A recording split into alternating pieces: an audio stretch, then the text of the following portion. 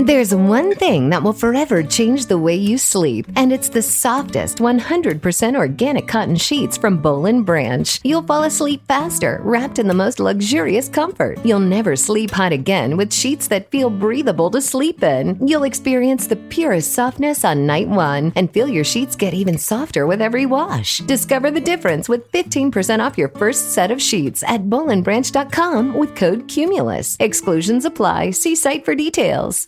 This is a mini meditation guided by Bombas. Repeat after me. I'm comfy. I'm cozy. I have 0 blisters on my toes. And that's because I wear Bombas, the softest socks, underwear, and t-shirts that give back. One purchased equals one donated. Now go to bombas.com/listen and use code LISTEN for 20% off your first purchase. That's bombas.com/listen and use code LISTEN at checkout.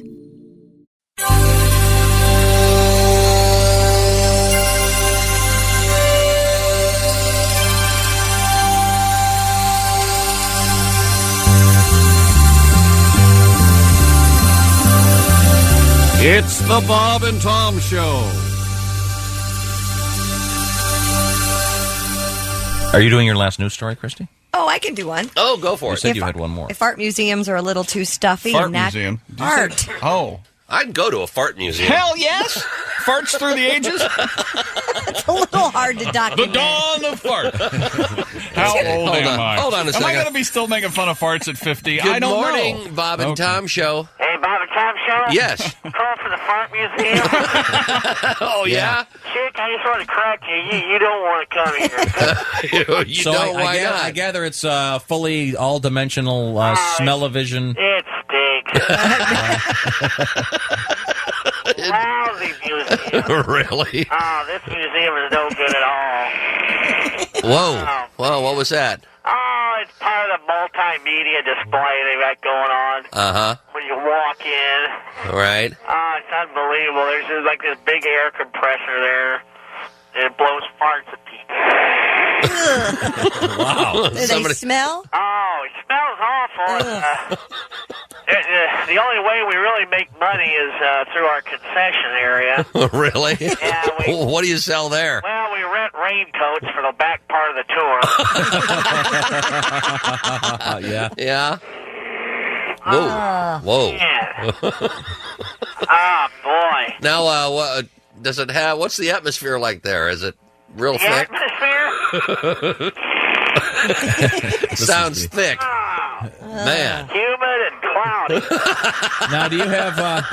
Is your fart museum primarily contemporary, or is it modern, or do you have classical pieces? Mostly Fart Deco. Really? Okay. In the style. And while I got... Oh, boy, hang on. You work here? Yeah, I work here. My family and I would like to get our money back. Right out front, no refund. What was that? That was our tribute to all the little people that played the Munchkins. Let me take you into this one room. Okay. I want to show you what's going on here. All right, what's in there? Oh, God. What is it? Which room are you in? Oh, it's the SBD room. Oh, boy. Silent but deadly. Uh-huh.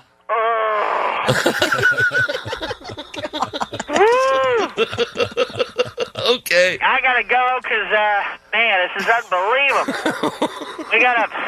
This is like the third time this month already. Uh-huh. We gotta re-wallpaper. Oh, really? Yep, I gotta go. Say, where are you guys located? We're in Brownsville, Texas. How about ya? Good morning. It's the Bob and Tom Show. The Fart Museum does not open until 9 o'clock. No farts before 9? I don't think I could go to the Fart Museum. No. It's no good. I would like... A T-shirt would be okay. I visited the Fart Museum. I guess that would be all right. With a little derriere and a little circle of air coming out. Travel. Little poot. That was a special request, by the way. Ashton, you're welcome. There you go, Ashton. Go out and make it a great day. Happy birthday. It's the Bob and Tom Show. Hello, Christy. Hello, chick. Hello, Pat Godwin. Hey, chick. Hello, Josh Arnold. Chick. Hello, Ace Cosby. I'm Chick McGee. We've got kind of a crazy show today, so stand by. We have an additional feature on wieners and hot dogs and What? Very special guests. The legendary Greg Hahn's going to be here today. I'm very excited. Brent Terhune. Yeah, it's going to be crazy. Oh, this is going to be great. Two great comedians.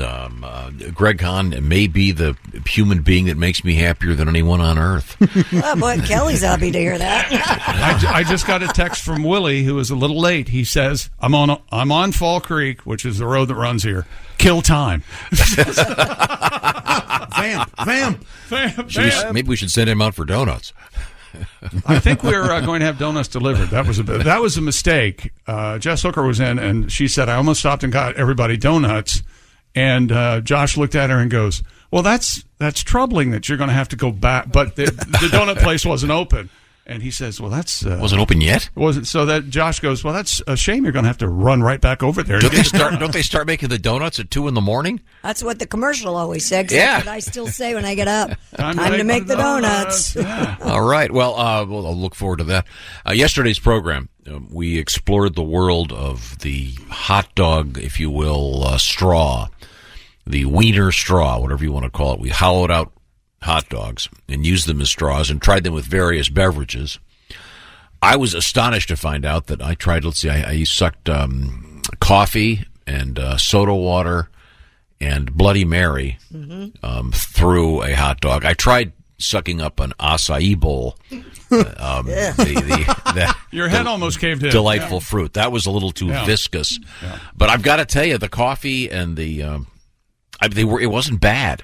The hot dog, because I think it just primarily adds salt, which I like. Josh, what did you try yesterday? Orange juice, and that wasn't good. Beer, I liked. The brine, pickle brine, was fine. And then the protein shake was real bad. You know, once again, this notion, apparently, I guess it may have started with the Detroit Lions. I think they have a meat straw that they use. Well, I had no idea. Of course, this is America, land of innovation. Sure. We have packages this morning of Benny's original meat straws. And they do look like a standard Slim Jim, if you will. And there's a nice hole right in the middle. And you could turn this into a meat flute. Yeah. That's what they call it at the bus station. Speaking of meat flutes, we got a story coming up in sports about we have the most unbelievable story in sports. Yeah. It involves a meat flute and, of course, Australian rules football. And it is unbelievable. I'm all for team camaraderie and getting together. This is really something. This is ridiculous. They've got photographs and everything. Yeah, these Benny's meat straws are a real thing. Yeah, they have a picture of a Bloody Mary right on the package. Yeah, see, that really does make sense. And this is became current with a video, a viral video of a guy at a Yankee game hollowing out a big hot dog and then sucking his beer down through the hot dog. And that's what we started with yesterday, Willie. Did you enjoy that? Would you do that again? No, I wouldn't seek it out. Let's call it Dave Matthews Band, right? Okay. I'm not going to turn it on my phone on the Bluetooth, but if it comes on the radio, I'll rock out a little bit. All right. All right. Yeah. By the way, Chick, thank you for killing time. You're welcome, Willie. You're welcome. What's that feeling? You get in your car, you turn on the Bob and Tom show. You're supposed to be working there. And you hear something. You go, Mr. Obvious, give me 5 minutes. Something long. Son of a gun, they're playing, I don't even know what. 2-minute fart museum. Fart museum. That was a request. Ashton, it's his birthday. Happy birthday, Dean, Ashton. I love your work, Dino. You know I'm a big fan of the Dean Metcalf, but my goodness, not enough time this morning. Come on, fellas. Need a long one. Oh, boy, there are lots of stories about this particular thing that we do. You get in kind of a groove. And back in the early days when I was doing this, I had an analog alarm clock, which is, I know, hard to believe now, but it plugged into the wall. Yep. Got up one morning and headed into work, and I'm thinking, well, it sure seems a lot brighter this morning. Turned out there'd been a power outage, and my analog alarm clock had stopped and then restarted. How many of those alarm clocks did they sell that had the little flip numbers? I had that. I had that you one did? too. And then remember they had those at the airport? Yeah. And it would go click, and your plane would change? Yeah. And where are those now? Is there a warehouse? Is there a warehouse full of those things? I forgot, because now they're all digital, of course. Right. I forgot that they were the... Yeah, I loved my little flip. But I had the analog flip number. Clock. The point of the story is I'm driving into work thinking, boy, because it sure is bright out. And I get there and I'm an hour plus late. And I used to have to turn on the radio station. Oh. It was one of those, it had that giant Frankenstein switch, like you see in the old movies, literally. Turn the transmitter on, yeah. Turn the transmitter on, and of course the phones are going crazy. Where are you? Obviously pre-cell phone. Oh, the Tom Griswold heads out there. Oh, yeah. They wanted to hear the chief. Where's the chief? This is the chief. I can't wake up without my chief. That, of course, was when I was on the air in DeLand, Florida. DeLand? Why do they call it DeLand? Funny you'd ask, Christy. They call it DeLand because it's not too far from DC. How about this? We just yell out 7, and you say 12, and we're home. Yeah, and then, but have you ever done this? No, I was working 6 mornings a week, and then on those? Oh my God! On Sundays, 6 mornings. That's like 4 too many mornings a week. Yeah. But on Sundays they had this. I mean, this is just right out of a movie. I mean, but this is real. On Sundays, they had this preacher and his wife who played the accordion. And I know this sounds like this is my real life. And they would go in there and do their show. Sure. Basically asking for money and playing bad. It's called public service. You taught me how to converse, so I can top that. No, but so the point is, one morning I got up and I'd forgotten it was a Sunday. Oh. You ever do that? You get up, you get dressed. I'm Don't know what day it is. driving in, and I go, wait a minute. Wait a second. I got today off. Remember that when you were loaded with melatonin? Remember those days? Well, go ahead. Top the story. No, so they had a religious show on Sunday mornings, and I lived in the back of the station, the first radio station I worked at in Welch, West Virginia, downtown on McDowell Street. Why do they call it Welch? Because it's near the jelly? You could bet however much money you wanted, and nobody'd pay. It was crazy. Anyway, the preacher's name was Sampy Bailey. Sampy? And he would charge them up, and they'd get. I don't know how much money they made, but it was incredible. It was more popular than the radio station, I can tell you that. Every Sunday, and I had to wake up and let them in. And I turned the radio station on for them, and they had their own engineer, and they went crazy in this little performance. Could you hear them in the back where you lived? Oh, yeah. Did they have instruments? Yep. A full band. And bless his heart, he had a speech impediment. He had a severe cleft palate, I guess. And I'm not making any. If this is true, wow. Someone's going to email us and say, "Yeah, I used to go to that." I want to say, can you, without being offensive, demonstrate how he spoke? No, I cannot and will not. But is there anybody famous who had a similar speech impediment to this person? Like Joaquin Phoenix, maybe, or it was kind of a cross between. Didn't really have one. He has a kind of a cross between Elmer Fudd, I guess, and but he fired him up, man. They loved him. All right. Aww. And they got thousands of dollars. Sampy still with us? I can't imagine. No, he was middle-aged then, probably around 50 then. So. Did he have a fun tagline like, y'all are playing checkers and I'm playing clef? Okay. I'll just leave it right there. I don't think he said that. But. Now, coming up, we have more hot dog information. And there's actually hot dogs in the news today, and we do have some hot dogs cooking. And if you're wondering, yes, it still does smell like hot dogs in the building. And we're going to try some more hot dog straws, and there's a reason we're going to do it, which I'll tell you in a second. When we come back, we'll have some hot dog updates. Got some interesting stuff in the world of sports. Do you know what sky surfing is? No. There's a new world record. We'll find out about that. No sharks. That's a good thing. Oh. This is the Bob and Tom Show. Wait, did you have a good night last night? Welcome back to the Bob and Tom Show. I got 7 hours of sleep for the first time in ages. Oh, good for you, man. I mean, there were a couple of interruptions. Sure. Good. Oh, really? Going for number 8? I'm sorry? Going for number 8. Going for number 8? Oh, very funny age. No, I was actually going to number 1. I went, you reach a certain age where you either wet the bed or get up and... Gotcha. Where you been for the last half hour? Read the book? No, trying to piss. There was no problem doing it. I did pretty well last night until my cat decided that my back was a scratching post. Oh. I guarantee I have marks.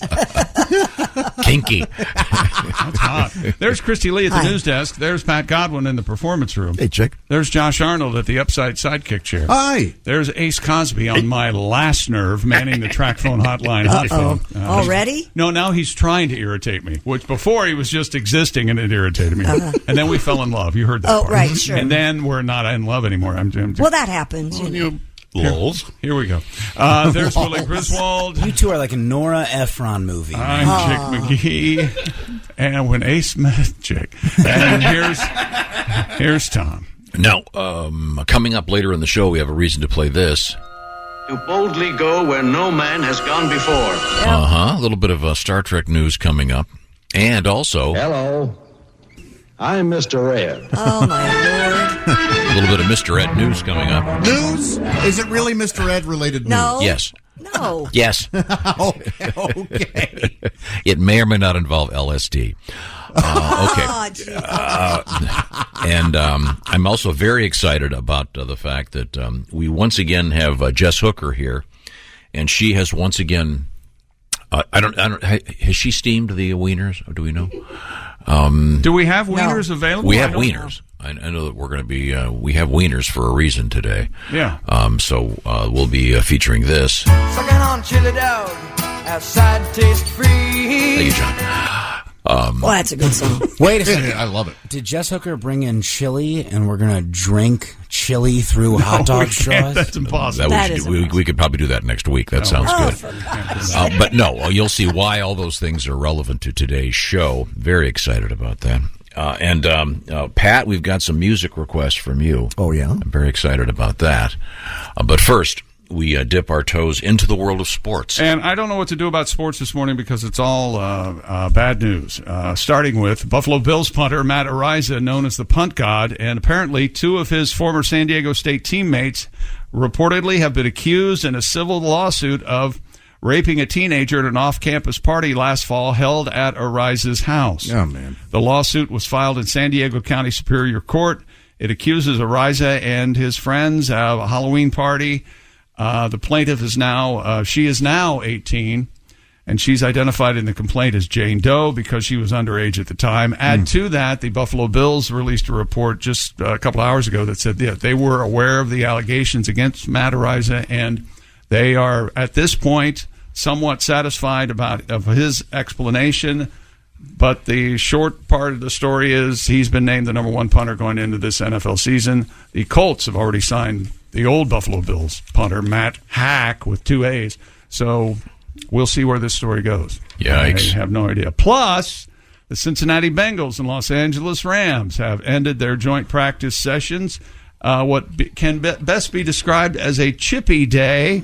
According to reports and plain as the day video, Aaron Donald is swinging a helmet at Bengals players before getting finally thrown to the ground. Players threw fists and helmets. It was a scuffle. It was a melee. It was a brouhaha. A final free-for-all. He got thrown to the ground. Bengals coach Zach Taylor tried to downplay the event, saying emotions ran a little bit high.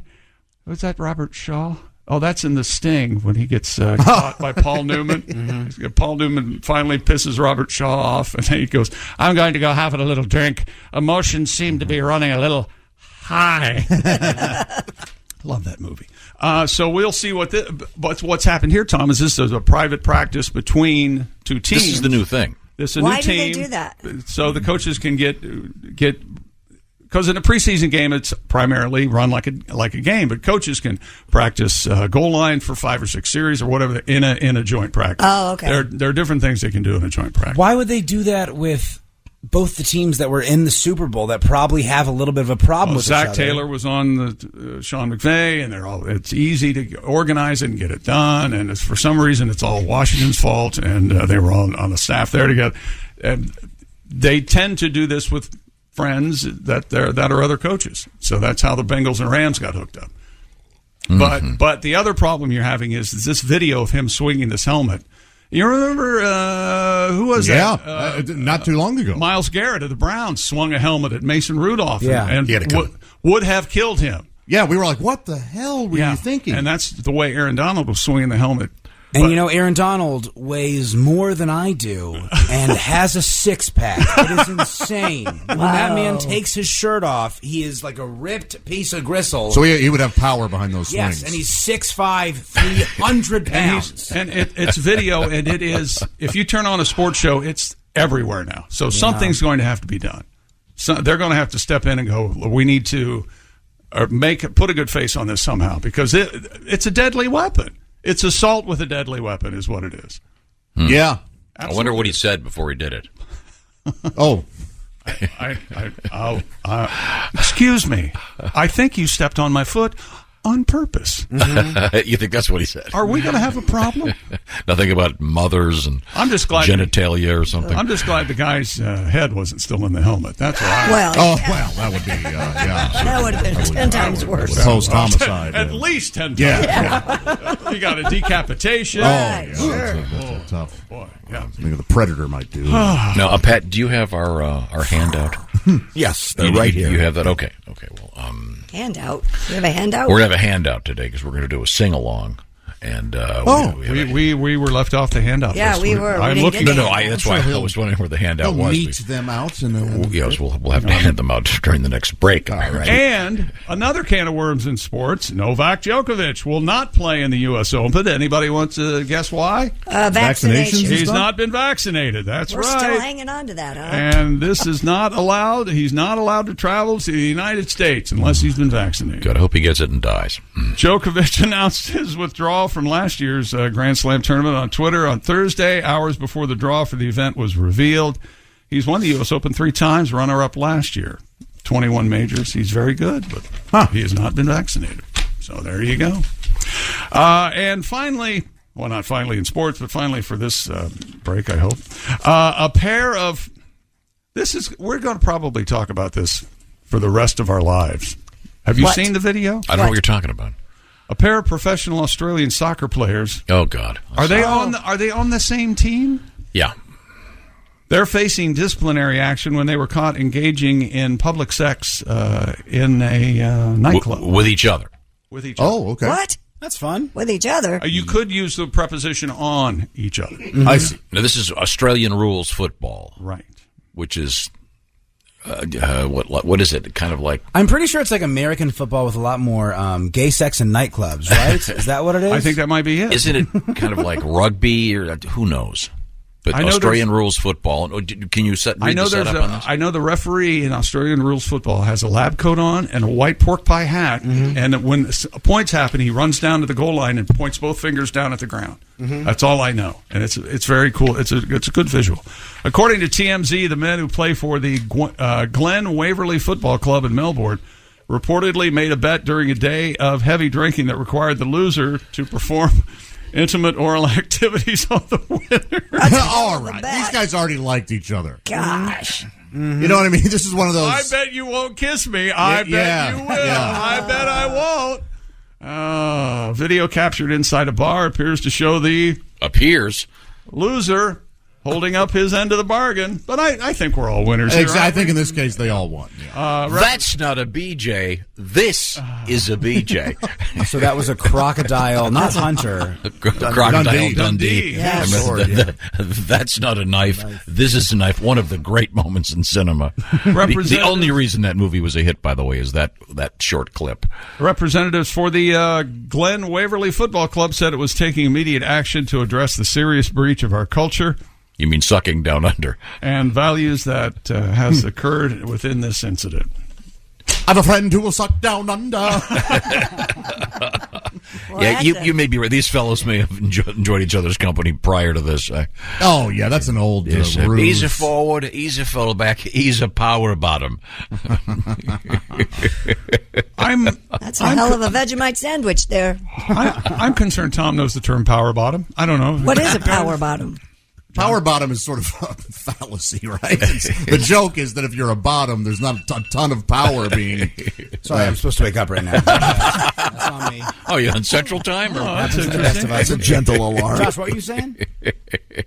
A power bottom, the joke is that there's not a ton of power being Well, the joke is, Christy, that really wouldn't be a position in a football game, even Australian rules football. You'd probably have your forwards and your Gotcha. And I don't know what else you've got there. I don't know. I still don't understand what Australian rules football is, but I tried watching it at a bar one night, and it looks in between football and rugby, but I have no idea what it is. I don't know. There's not forward passes, I don't think. It's very confusing and hard to figure out. And rugby's brutal. No pads. Those guys are spitting teeth out all over the place. Oh, it's awful. So the only thing these guys did wrong is it was public. Right. And they're right there at the bar. Yeah, if they had been elsewhere. One guy's down on his knees.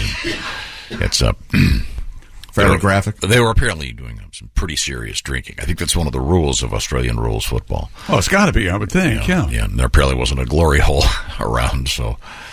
but talk about a team-building exercise. Yeah. Forget that thing where you lean back and your teammates catch you. Yeah. The trust fall. Yes, yeah. Well, I tell you that guy's face was red. And then kind of white. Oh, hey, by the way, trying to change subject real quick, get away from it. You mentioned the term glory hole. Mm-hmm. Well, yesterday, the owner of the Cowboys, Jerry Jones, was on Stephen A's First Take on ESPN. Sure. And it was huge. There were thousands of people that Cowboys fans. That's why I watched it, because they're all awful.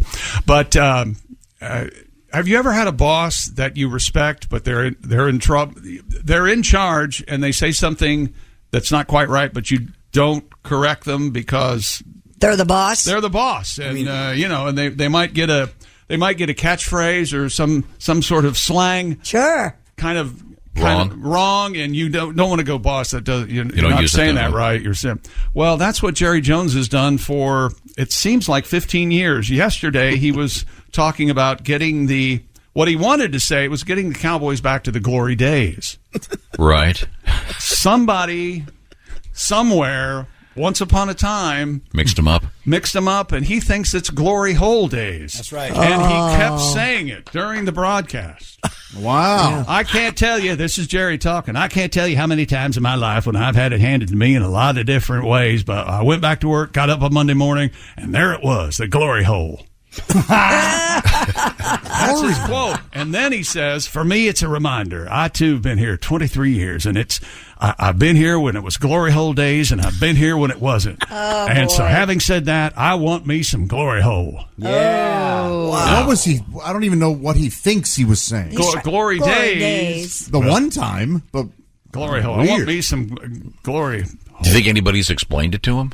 I don't know. And for those of you that aren't familiar with that, the glory hole, is there even a way to explain this? It would be for anonymous, intimate activities. There might be a say waist high hole in the wall of a men's room. The hole would be about the size of what a penis. Yeah, that's what I think it would be. It would accommodate even the largest. I was gonna say. I think the something between a tennis ball and a baseball. Yeah. You ever see that drill bit with 1.5 inches diameter? You're like, what's that for? Who needs that? But they actually have. Isn't that the hole that they use in construction sites? So that they call that. I think there is an actual but see, that's term. the hole at construction sites, which I haven't seen in quite a while. It used to be at eye level. That was the idea. Yes, but it was still called the. That was called the glory hole? I believe so. I saw one in Baltimore, and I couldn't believe it once. It was eye level. For a guy that was 9 feet tall. Yeah. No. Wow, look at that guy. Yikes. Well, how many holes do you have? You have a knot hole. Sure. You have a bung hole and a barrel. Well, we can do them in order. Let's do them A to Z. First, you got your A hole. Yeah, you got to ask. Which is also a B hole. Yeah, that's sure. Now your C hole. The term is sometimes used to describe the result of excavation as part of the work on a construction project. I didn't make that up. Okay, but still, it doesn't work contextually for Mr. Jones. No. And it's perfect because he's saying it, and he's a bazillionaire, and everybody's terrified of him, and he runs the Cowboys, and even Mike McCarthy would tell you that. Is there a chance that he was using the other term for hole? Like maybe he was like, back in the day we were glory quarter, and then last year we were glory half. And then tomorrow we're going to be Glory 3/4, and the day after that I don't think so. Glory Hole. No, that's too much logic. I don't know where Glory Hole got into this. Well, coming up in sports is what? More world records. More world records, he's tried to say. Yes. Okay. Also, we have a very exciting day in news, but a very exciting day with guests. Comedian Greg Hahn will be joining us. Comedian Brent Terhune will be joining us, and we have a surprise for both of them. We also have a song coming up, a sing-along with Mr. Pat Godwin in the next room. Oh, that's exciting. Very excited about this. And we have a little surprise for Pat. Greg Hahn will be our guest. Brent Terhune, comedian, will be our guest. Certainly looking forward to that. And we'll be hollowing out some more hot dogs a little bit later on. And there's a good reason we'll be doing that. This is the Bob and Tom Show. Hey, welcome back to the Bob and Tom Show. Christy Lee at the news desk. Hey. There's Pat Godwin in the performance room. Hey, Chick. There's Josh Arnold. Hi. At the Upside Sidekick desk. There's Ace Cosby. Hey. Manning the track phone hotline hot phone. There's Willie Griswold. Good morning. I'm Chick McGee, and here's Tom Griswold. Thank you very much. Now, we have a couple things we have to get to. We have some world records in sports. We have a lot of letters. I always love reading these. Well, and people are rushing to the aid of Jerry Jones, owner of the Cowboys, but I don't want to hear it. Oh, Jerry's in oil, and when they hit Glory Hole for him is in drilling, and they find the big oil hole. And okay. It's not some sort of interlude in a gas station bathroom. Oh, the Glory Hole in oil. The Glory Hole is street slang for a rather. Yeah, and hasn't that now usurped the actual? The refinery. At what point do we go? Okay, Glory Hole mostly means not refinery right, technology. Right. Okay, yeah. Yeah. Again, a Glory Hole is a wall with a hole at a certain level for an anonymous intimate encounter. Usually between two stalls. Yeah, and how big is the hole, Josh? About the width of a penis. Okay. I would assume it's a little bigger, so I would hope. there'd be a little bit of breathing room. Okay. Wait a minute. It depends on what you're into. Yeah. If you like it. It could function as a ring of sorts. Yeah. Let's keep talking about this. Okay. We have a tribute. Let's change the subject, ladies and gentlemen. Here we go. When I say America, what comes to mind? For me, it's simple. Mom, apple pie, and whole milk. They've been around forever. Let's hope that doesn't change. But did you know this country is actually importing whole milk? Why waste the money shipping milk from overseas when we've got the best darn fresh milk in the world right here on our own soil? You have a choice, America. So the next time you're in the market for milk, look for the flag. Old Glory Hole Milk. Old Glory Hole Milk stands alone. It's the best milk across the board. Hi, fellas. I'm long-time over-the-road trucker, Floyd Tucker. The next time you crave whole milk, ask your fellow truckers where you can find Old Glory Hole Milk, and then ask if they're a cop. Take it from me. It's something else. Old Glory Hole Milk. Just say when. Thank you very much. Glory Hole Milk. Okay. We have to get back to the world of sports. What have you got over there? Let's see. Well, we have to do this. Stupid world record. This could be the silliest one. A stunt car driver. So yes. you're sort of in, right? Sure. Yeah. Stunt cars? Yeah. Fun. That's badass. He's broken the Guinness World Record for the tightest parallel park in an electric car. So it's obviously a man. That old nugget. Okay. Women can't drive. No, they not. They can drive, Willie. They can't parallel park. They can't because by the way, I can't either. They can't drive golf balls with their boobs. Paul Swift earned the record title at the British Motor Show. He managed to park an electric Mini Cooper between two others, leaving a total gap of just 11.81 inches. Well, I can do that as long as I'm allowed to hit the cars. Can you do a Dodge car style? I'm going to leave the name out. Do you remember at one point in Miami, Florida, there was a certain girlfriend of his, and he was trying to parallel park, and it took him 38 turns, little things. Right. And she goes, I guarantee you I can do this in 3 turns. And then he got out of the driver's seat. She got in, unparallel parked it, did it in 3, and I've been making fun of my dad ever since. Oh. I cannot parallel park. Wow. I know there's a trick to it. Whatever it is, I can't do it. Oh, okay. You want to know the trick? You're supposed to line up your rearview mirror with your side mirror, right? Yeah, the side mirror with your back driver's side driver's side taillight with the front. You know what I'm trying to say. Yeah. Okay. No, I go mirror to mirror. You do full 360 rotation. You back in until 45 degrees, and then you straighten the wheel. You back more in. Well, now with all those little things on the camera, the backup camera, you can it lines you right up. It's easy. I'd rather just park elsewhere. There are some that'll do it for you. Yeah. That's really insane. Yeah, isn't that wild? Yeah, I live in a town where there's a lot of parallel parking, so you have to do it. No wonder I don't live there. Yeah. Yeah. I'm not sure I could pass the test either. Hey, by the way, just a gap of just 11.81 seconds, and he had only inches. He had only 3 seconds to accomplish. What? I didn't know that. 3 seconds. Wow. That's what Swift only had 3 seconds to accomplish. That's the most impressive part. The record-breaking parking job. So he must not have pulled forward, just a pure back-end job then. Boom, boom, boom. Wow. Well, good for him. I could not do it.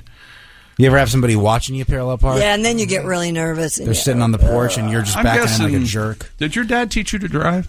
No, a nice man who wore sandals taught me how to drive. Who wore sandals? Jesus. Yeah. Jesus. Why can't he just manifest that car to the parallel parking Hey, Christy, spot? have you watched this video? What video? The parallel parking video. The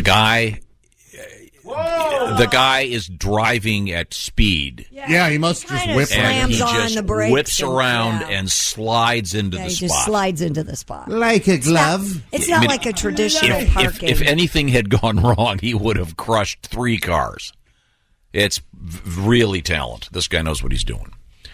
That'd be really cool. Oh, he's a stunt driver, isn't he? Yes. Yeah, he knows what he's doing. Cool. Okay. Now, you've got another world record?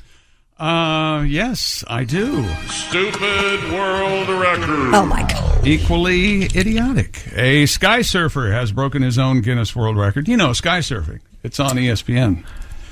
Is it like one of those? It looks like he has a snowboard, but he's up there falling. I have no idea. Yeah, what his it is. feet, the guy's feet are attached. I don't know if I guess they're attached to what looks like a giant skateboard. Okay, or surfboard. Most helicopter spins while sky surfing. Keith Edward Snyder, his nickname is Kebby, Kebe, K-E-B-E with umlauts over all of them. I don't know. He beat his previous record 160 spins with a new total of 175. For the record, he jumped out of a plane with a board strapped to his feet, performed rotation after rotation while in free fall. That evidently is sky surfing and helicopter spins. So are you? I have a question. Don't when you ask do this. me. He's upside down. That's my question. Yes. So he's so if he doesn't open the chute on time, I noticed in the video there's somebody skydiving, right beside him, but near him. Well, yeah, I mean, if someone's taking a video. Yeah, the guy's taking the video. No, there's another guy in back of him. I don't know if it's like a safety guy. What's that guy going to do? Get vomited Catch on? him? Get Yeah. vomited on? Sorry, this didn't work out. Yeah, this guy. Better luck next time. This guy's about to become a vomit sprinkler, spinning around like that. Could you pass out doing that? Well, yeah. That's why I thought maybe he's a safety blanket. He can dive in, Do they have here's a question. Can you get, what would it be, like an altimeter? I thought there were. That if you reach a certain level, it automatically would pull the ripcord in case you pass out? I would hope. Something like that. Well, okay. Well, this is cool. No sharks to worry about sky surfing. Of course, gravity and the ground are your two... Yeah. your two foes, if you will. I beg to differ. What about Sharknado? Because sometimes sharks don't attack. Gravity in the ground, yeah, they're constant. We seem to have found that gravity, kind of a concept that doesn't go away. Right. Just a general rule. There may be some exceptions. I'm not sure what they are. Coming up, we have a special sing-along here in the Bob and Tom Show. Also, we have an opportunity with some guests coming in. Greg Hahn, comedians Greg Hahn and Brett Terhune, to do a little bit of an experiment. I'm pretty excited about that. Hey, today's National Dog Day. Oh, hello, ladies. Yeah, so all you dog lovers out there, Puppers. hug your puppy today. Take him out for a pup cup. Treat him. Treat your dog. Okay, well, every day's puppy day for me. Spoke to the girls this morning. We had a little chat. Yeah? Did they talk back? No. One of my dogs, I've always said this, if dogs could talk, she would just choose not to. Oh, okay. It's not her thing. Okay. Very quiet, calm. Well, coming up, we have phalluses in the news. And we have Panda news. I know you're a big Panda fan. Star Trek news coming up as well. Snake news and great comedians. This is the Bob and Tom Show. Hey, welcome back to the Bob and Tom Show. Christy Lee at the news desk. Howdy. There's Pat Godwin in the performance room. Hello. Josh Arnold here at the Upside Sidekick chair. Hi. There's Ace Cosby manning the track phone hotline hot phone. There's Willie Griswold. Yo. I'm Chick McGee, and here's Tom Griswold. Thank you very much. Coming up, comedian Greg Hunt, comedian Brent Terhune will be joining us. Certainly looking forward to that. And we have a little surprise for those guys. Right now, it's time for our first sing-along. Oh. Our first. That means there's more than one today. Man, I hope so. Nothing picks me up like a sing-along. A forced one. Yeah. Michael row the boat ashore. Hallelujah. Aren't you glad? Aren't you glad you didn't have to live through that folk era? Oh, we had to do all those in Sunday school. Hang down your head, Tom Dooley. I got the joy, joy, joy, joy down in my heart. Where? Down in my heart. Where? Down in my Yeah. heart. Oh, I remember that one. Yeah, thank God for the Beatles. Okay, but we have a. Here we are again. They say write what you know, and Pat has written a song about something he's quite familiar with. And does this need any kind of introduction, Pat? And does everyone know where you're supposed to sing? I kind of don't. Taken the liberty of printed out the lyrics. I think right, but there's haven't we sang along on this before? But nothing's marked. Yeah, anywhere you want, really. Oh, anywhere we want. Yeah, I think it'll be pretty obvious where you come in. It's supposed to be a little bit of a train wreck, like a bar song. And this is about. Hey, and I want you guys to check your egos at the door. Okay. Oh, okay. Isn't that what they said at We Are? There are no stars. That's kind of like We Are the World. Yeah. And this is kind of a drinking song. Yeah. Okay, Pat, go ahead. All right, here we go. Woo! Oh, it's a party, right? I were tipsy at Thanksgiving and only 17. The cherry cokes, don't tell our folks, are rum and grenadine. Hey! You know who's responsible for our inebriation? Dad's younger brother, drunk at every occasion. Drunken uncle. He pisses off your mom, the one who buys you beer for your senior prom. Drunken uncle, sick on the side of the road. Christmas Day, he spent the night hogging the commode. Hey! Hogging the commode. I'm an uncle now, and I have lots of nephews and nieces. Hi, Uncle Pat. Give them a sip of beer, and they love me all to pieces. I sing them silly songs, tell them dirty jokes. I give them a shot on New Year's Eve and say, please don't tell your folks.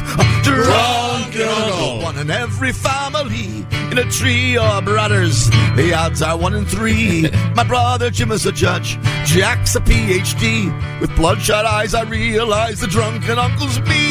With bloodshot eyes, he realized the drunken uncle's he. My drunken uncle.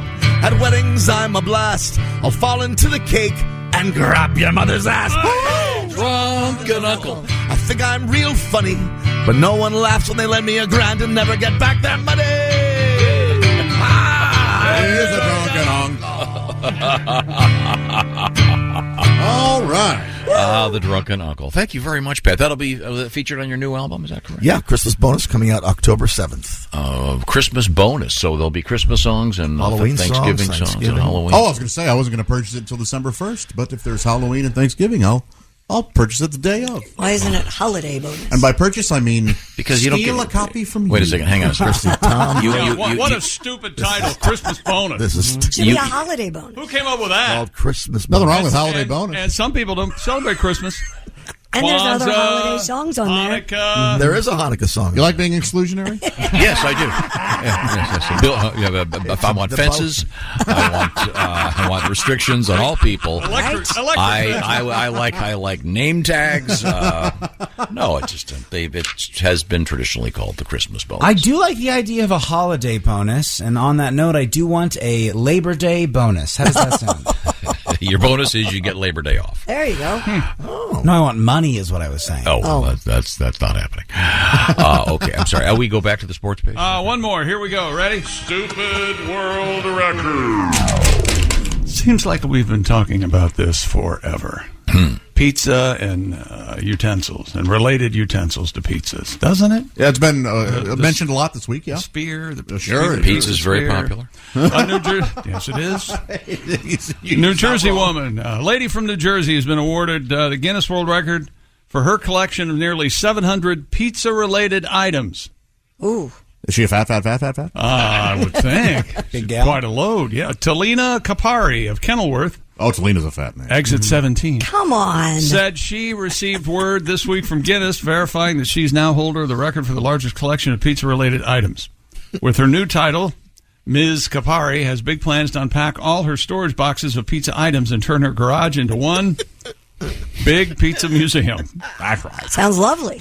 Yeah. Hey, kids. You want to go to the pizza museum this afternoon? Oh, no, another pizza cutter, huh?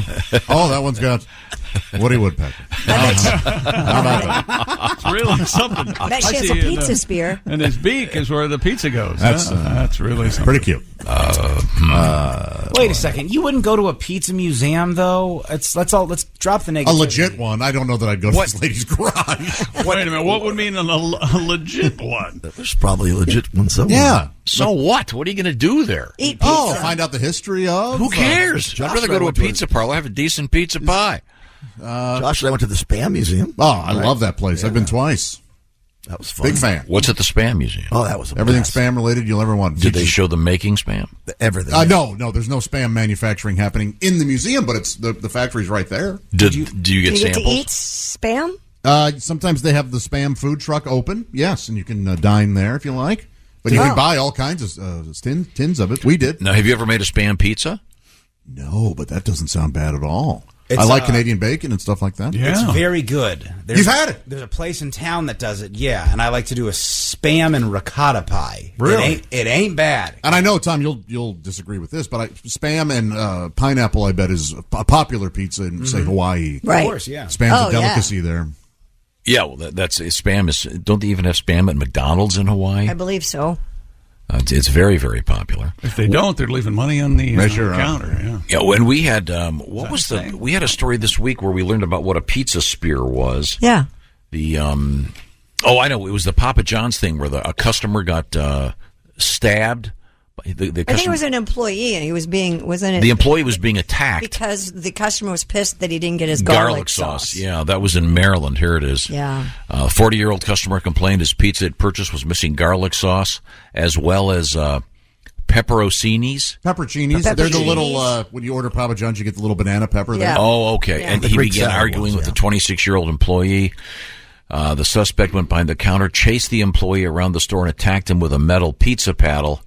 The employee, in turn, stabbed the man with a pizza spear. We found out that's what you stick in the oven to pop the pizza bubbles. The crust bubbles in the crust. Mm-hmm. So, on the one hand, that's a testament to how good the garlic sauce is. No kidding. Be careful. But this guy is in trouble. What if it had killed him? The spear? I mean, that'd be really sad. How did he die? He died by pizza spear. Yeah. Again, he'll probably get his crust stuffed against his will in jail. Yeah, I hope he's a meat lover.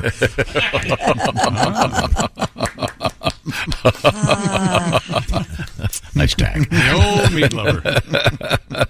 Is that sports? Yes, that's sports. Hey, Rocky, this is what you farted for. Where we go, whatever you do, always be a good sport. Mark Christie?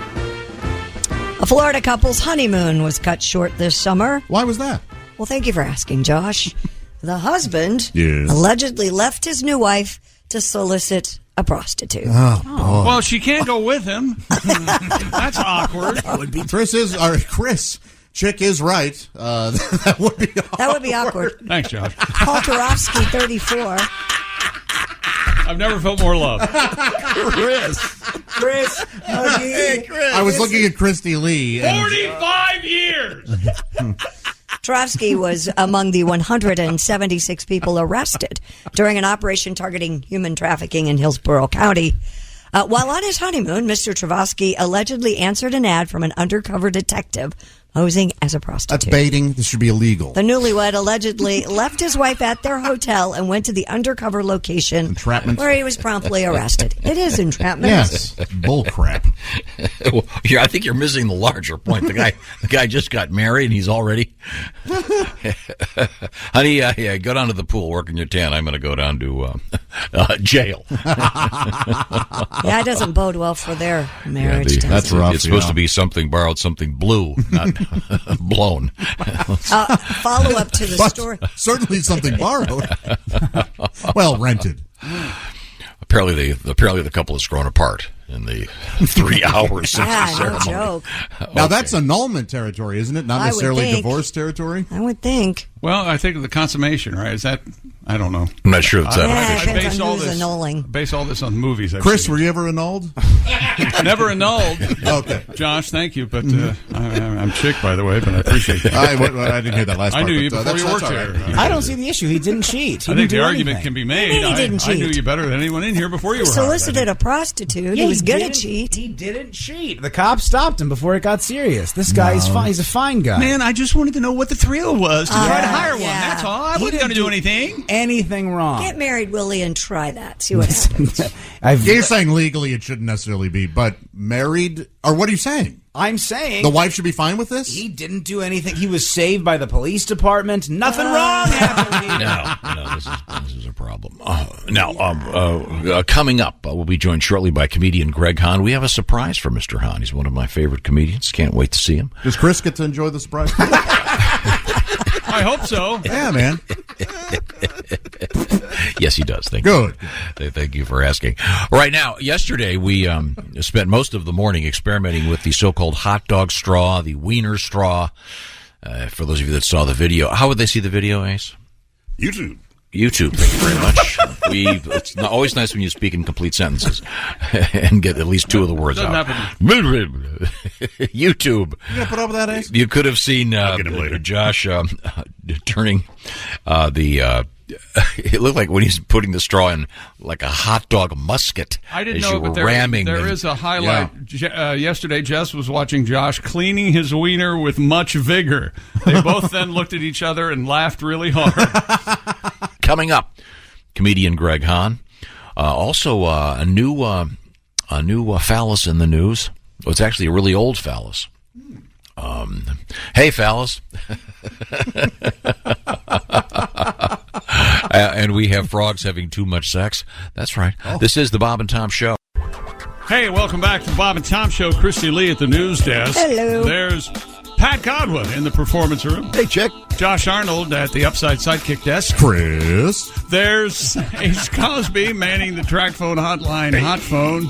There's Willie Griswold. Krister. I'm Chick McGee. Apparently there's some confusion about we'll my put name. that to bed. It's Chick McGee. Here's Tom. Thank you very And much. we have a special guest. One of the legends is here.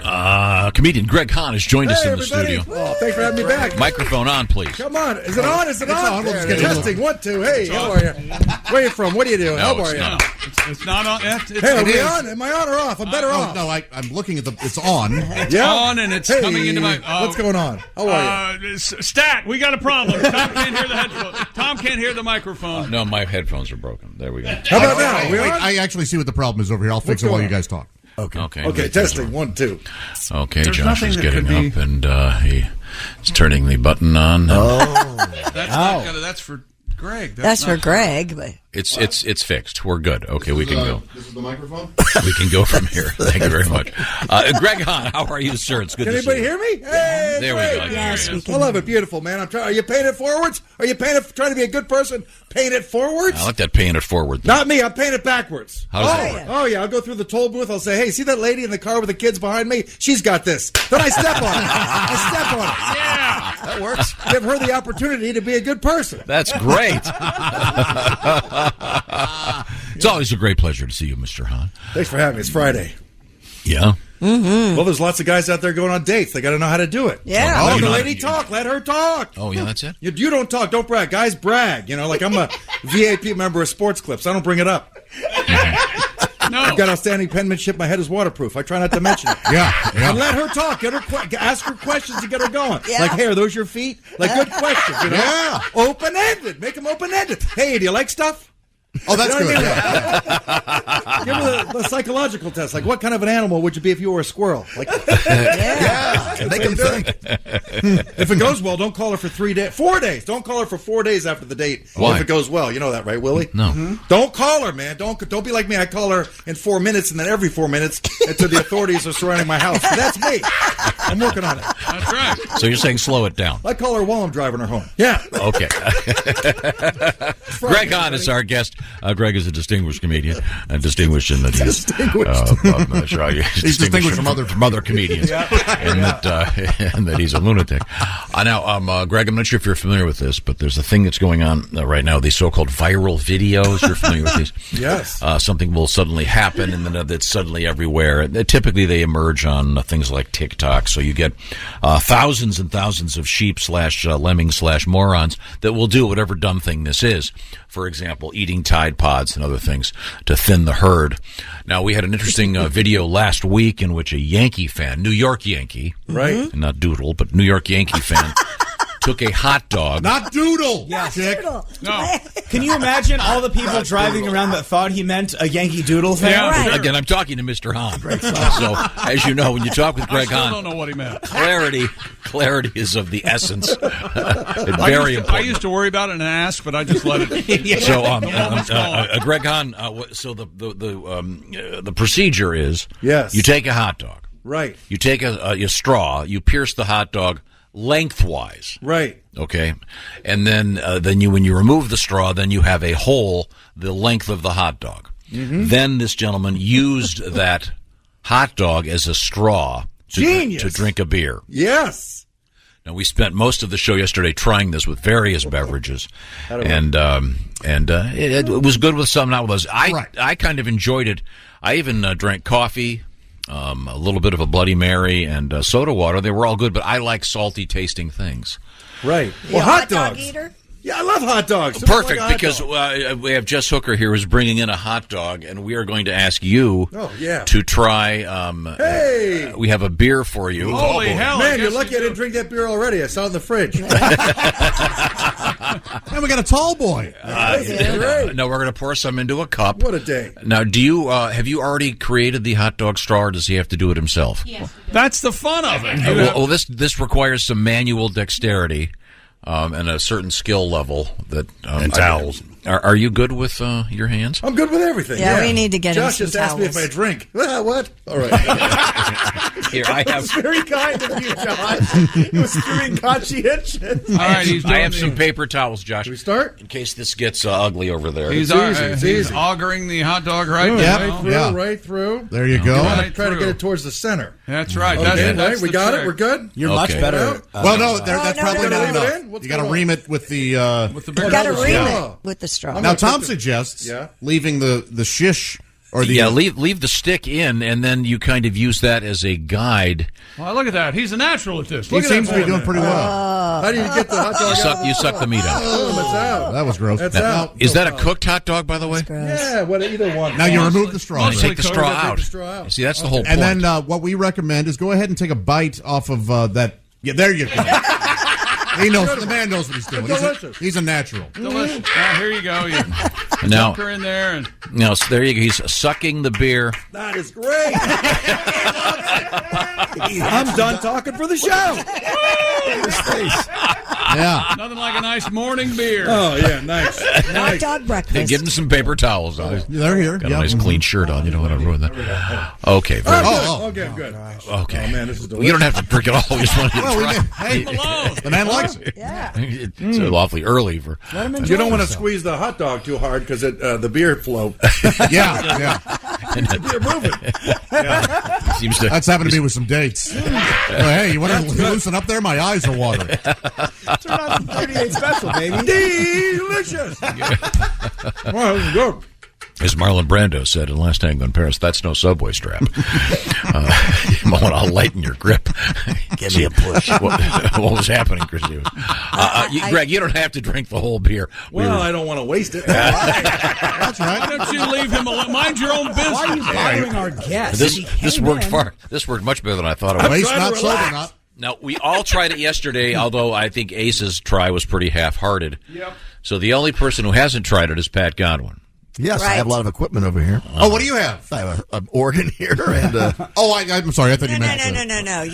The hot dog? You don't have a hot dog in there? No. We're going to work on getting Pat in here a little bit later on. Okay. Oh, okay. And we've made arrangements. And Pat does not drink alcohol. No. So we've made some special. As far as we know, just the heavy medication and the street drugs. Yeah. Okay. Well, you got to draw the line. You got to draw the line. Body's a temple. It's called a cross addiction. Yeah. Right. Okay. We'll figure out something for Pat.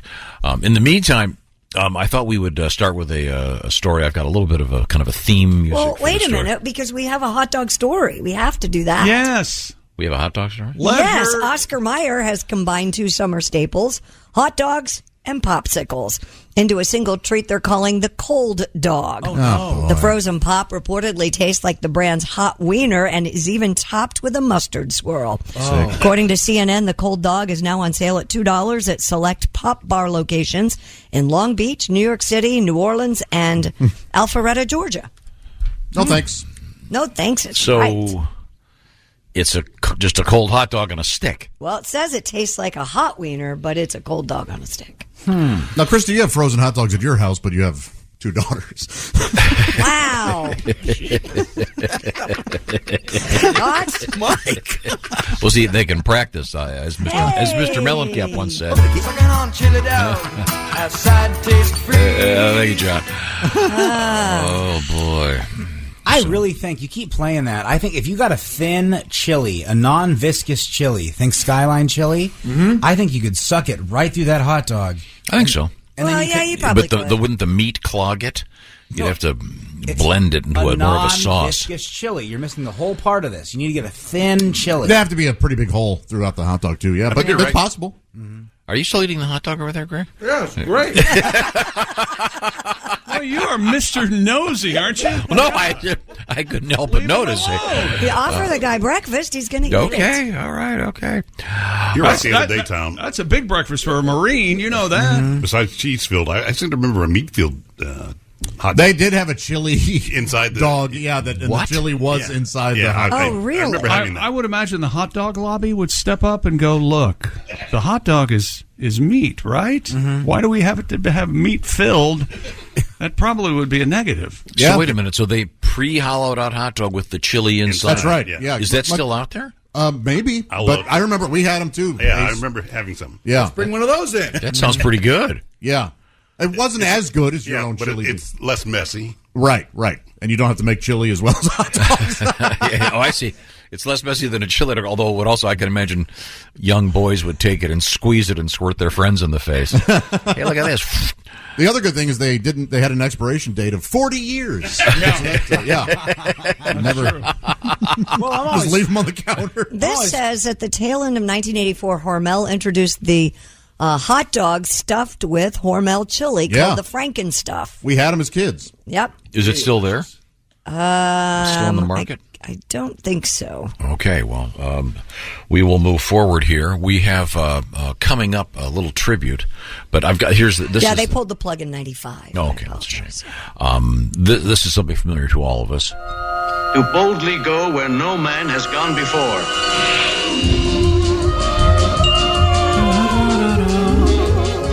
Great theme song, really holds up, don't you think? Yes, it does. Yeah. Great show. Yeah. It's okay. Yeah. I mean, it's just perfect for that show, though, I think. I mean, what show is it? Star Trek. Oh. The Ashes of Star Trek. The original one, right? Yes. Yeah. Great. The ashes of Star Trek actress Nichelle Nichols will be shot into space on a special memorial mission. Oh, that's nice. Nichols, known as communications officer, Lieutenant Uhura, passed away on July 30th at the age of 89. I mean, shooting him into space, I mean, like, they're already ashes, so what's the worst thing that can happen? Yeah. Well, they burned up and, well, you know what? Never mind. According to Space.com, Nichols was a champion of human space flight and the recruitment of minority astronauts, but she never had the opportunity to travel into space while she was alive. Now Celestius, a company that provides memorial space flight services, will send her cremated remains as well as DNA sample to space. I wonder what the price point is on that. As part of its Enterprise flight. We had that. It's pricey, but it's obviously a portion of the ashes. It's not a lot of them. Oh, really? It's not all of them. I don't. Well, let me. We had the story and a hopefully couple years ago. They did this for her for free as advertising. Yeah, blasting off later this year atop United Launch Alliance's Vulcan rocket. Nichols' cremated remains will be accompanied by those of Star Trek creator Gene Roddenberry, Star Trek engineer James Scotty Doohan, and 2001: A Space Odyssey VFX wizard Douglas Trumbull, among others. Gotcha. Vulcan's main job, however, involves sending Pittsburgh company Astrobiotics' Peregrine lunar lander toward the moon. Okay. So the rocket's already going up. Right. So this They're is adding kind to of a it. payload. I like the theme of this because she was associated with space travel. I wonder if Sure. they'll do this with other people in showbiz. Like, What do you mean? Like June Meadows? there you go. Or I was thinking of Miss Kitty from Gunsmoke. You know, take her to a cow pasture. Oh, I thought you meant to space. Oh, my gosh. Because June Meadows would be sent to the moon. Alice. It was Jane Meadows. Oh, Jane Meadows. I'm sorry. Yeah, that's why I didn't get the joke. Yeah, no, that's my fault. Sorry. Yeah, I'm trying to find out how much this costs if you want to do it. I know you can buy your way on board. I'll find out the fee for sending ashes. We'll have Ace work on that while you concentrate on the show. Okay, sorry. Any interest in this, Christy? Being shot into space? No, not really. Okay. No. How do you want to be? I'd like to be cremated, but I don't want to be shot into space. Buried it is. What do you want with... You can do with the ashes what you want. I don't care by then. We all get some. I will make love to them. I'll rub them on me. Josh, oh, my God. You're making love. I'm going to snort a little bit of Christy Lee. What are you doing there, Pop? Wasn't that the rumor that Keith Richards snorted his dad? Dad, yeah. But he didn't really. I hope not. Well, Who knows? Don't you want to get fired out of a cannon into a lake? not really. All right. What about you? Yeah. Fired out of a cannon. Wait. Not your ashes. Your body. Your whole body. We have to do it. Like the burial at sea thing. We rent one of those human cannonball cannons. Yeah. Now the problem is, left, boom! You see his body just pinwheeling through, and we make sure we play the hey. It fires. Yeah. So that's it. It fires and you hear. One last time. Different color the problem is tennis if it's a lake, those human cannonball things, they only shoot about 100 feet. So right, it's going to be pretty lake? shallow. You're going to have to find a lake that drops down quickly. Something's going to go wrong. He's going to skip across the shore and just flop into the water. Kids are crying. Yeah. I want a 21 gun salute, and I'm in it. There is a you can do burial at sea. Yes. That's the thing. You can also pay for that. And there's also the remember was it the state of Maine that now allows the funeral pyre? One of the northeastern states allows you can do an outdoor funeral pyre. Yes. There was also something a shroud. And my grandpa wanted to be buried just in the ground. We couldn't afford it. It is expensive. So we just had him jump off the Golden Gate Bridge. He'll get there eventually. There are several sites out here that will launch your ashes into space. Oh yeah, what does it give the price? Do some more research. Okay. We'll find out how much that costs. Once again, so it's Ms. Uhuru will be going into outer space. Again, what's the worst that can happen? Very pretty, and she looked good. I want to say one of the first female lead roles. Yes, right. Terrific. And an active recruiter for minorities to the space program. Yeah, she's a wonderful person. And speaking of the space program, heading to the moon. They're going to be sending up a rocket pretty soon that's going to do some preliminary stuff, orbiting the moon. Can we just look over the notes that we have from the last time we were there? There are 4 destinations available at Celestia, starting at $24.95 with flexible payment plans. Is that $2,495? Yep, that's not correct. too bad. Payment plans. And that's like a small vial of the ashes? They'll send you to space, return to Earth. They'll send you to the Earth's orbit. They'll send you to the surface of the moon or launch you into deep space. You can go there and back? That's the $12,000 one. Now, how much to have your body launched into deep space? That's what I want. Your whole body? I just want my body floating around with the sheet of ice over it. Yeah, that vaguely frozen thing. Right. Well, then when the sun hits it, it melts. He gets get in the shadow, it freezes again. Coming up in the news, Christy, give me the teaser. Oh, coming up, we have a lot of great things. We have Ozzy Osbourne in the news. We have spanking making a return in the schools. It's about time. Yeah, hit him again. Frogs having too much sex. Frogs having too much Yes, sex. and some interesting news out of Sydney, Australia, and night clubbing. Okay, we'll look forward to all of those stories. Comedian Greg Hahn is here with us. Also, we'll be joined later on by comedian Brent Terhune. This is the Bob and Tom Show. Hey, welcome back to the Bob and Tom Show. Christy Lee at the news desk. Hey. There's Pat Godwin in the performance room. Hi, Chick. There's Josh Arnold at the upside sidekick chair. Hey, Chicky. Ace Cosby's here. Howdy.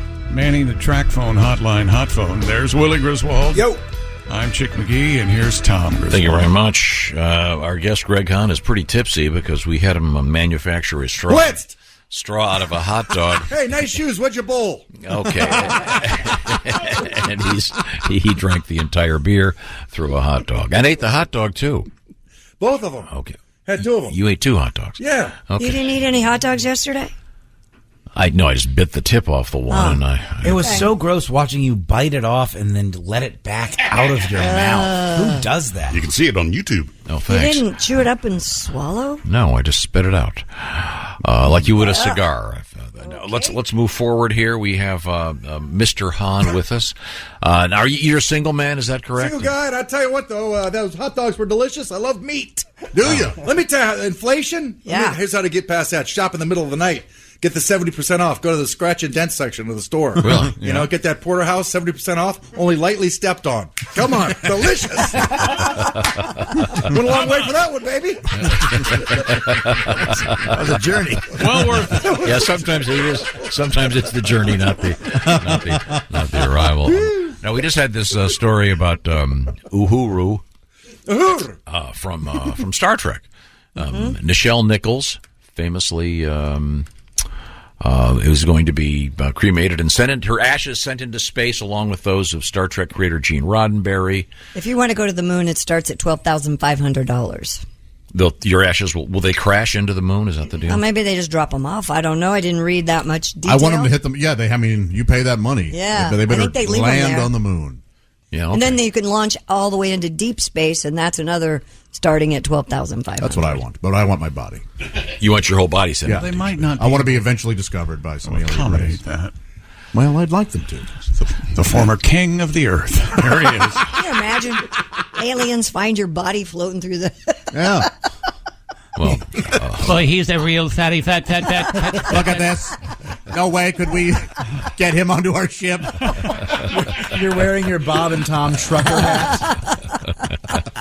But again, these services, this one's called, what is it called? Celestius. Celestis. They provide so-called memorial space flight services. Yes, they have But anything again, it's just for your ashes. Right. So as I said earlier, so if the spacecraft blows up on the way up, what's the worst that can happen? Right. You're refried, if you will. Ashes are going up there. Pat, do you have a tribute to this? To ashes? No, I mean, I have a Star Trek thing I could do. You have a Star Trek tribute? Yeah. Okay. It's actually a Tim Cavanaugh tribute. Yeah. Take one of his old songs and diddle something to. It's called the William Shatner song. Here we go. My poor girlfriend has irritable bowel syndrome, and William Shatner souvenirs displayed in her home. She has Shatner pants, she has Shatner shoes, she has Shatner girdles. Sometimes people don't even notice. She has Shatner sheets, she has Shatner underwear, she has Shatner jammies, a Star Trek bed. She's even Shatner too. Isn't that beautiful? Lovely. Thank you, Christy. We'll have to apologize to Tim in letter form. Tim is up and running and doing well, by the way. Yeah, he's on the road, I believe. I just saw some dates for him. Yeah. Timmy boy. All right. Well, thank you very much, Pat. Now we turn back to Christy Lee at the news desk. What else have we missed? Well, Ozzy Osbourne says he swore off taking hallucinogenic acid after having a lengthy conversation with a horse. Ozzy says, I used to swallow handfuls of acid tabs at a time. Good Lord. The end of it came when I took 10 tabs of acid, then went for a walk in a field. I ended up standing there talking to this horse for about an hour. In the end, the horse turned around and told me to F off, and that was it for me. It did? Yeah, that's what he says. So the horse was talking to him. Sure. Man. Uh-oh. That's exciting. A talking horse. Is that what Ozzy contends? Yeah. Hello. I'm Mr. Ed. A horse is a horse, of course. What a great song. And no one can talk to a horse, of course. That is, of course, unless the horse is Don't Wake the Children singer. A horse. Greg, were you a Mr. Ed fan? Yeah, I like Mr. Ed. Sure. Great. Good show. I liked all those old shows. Oh, okay. No, thanks for the review. No, I feel like I've seen it. A lot of detail. Do you think if you watched an episode today, you would laugh? Yes, sure. Nonstop. Really?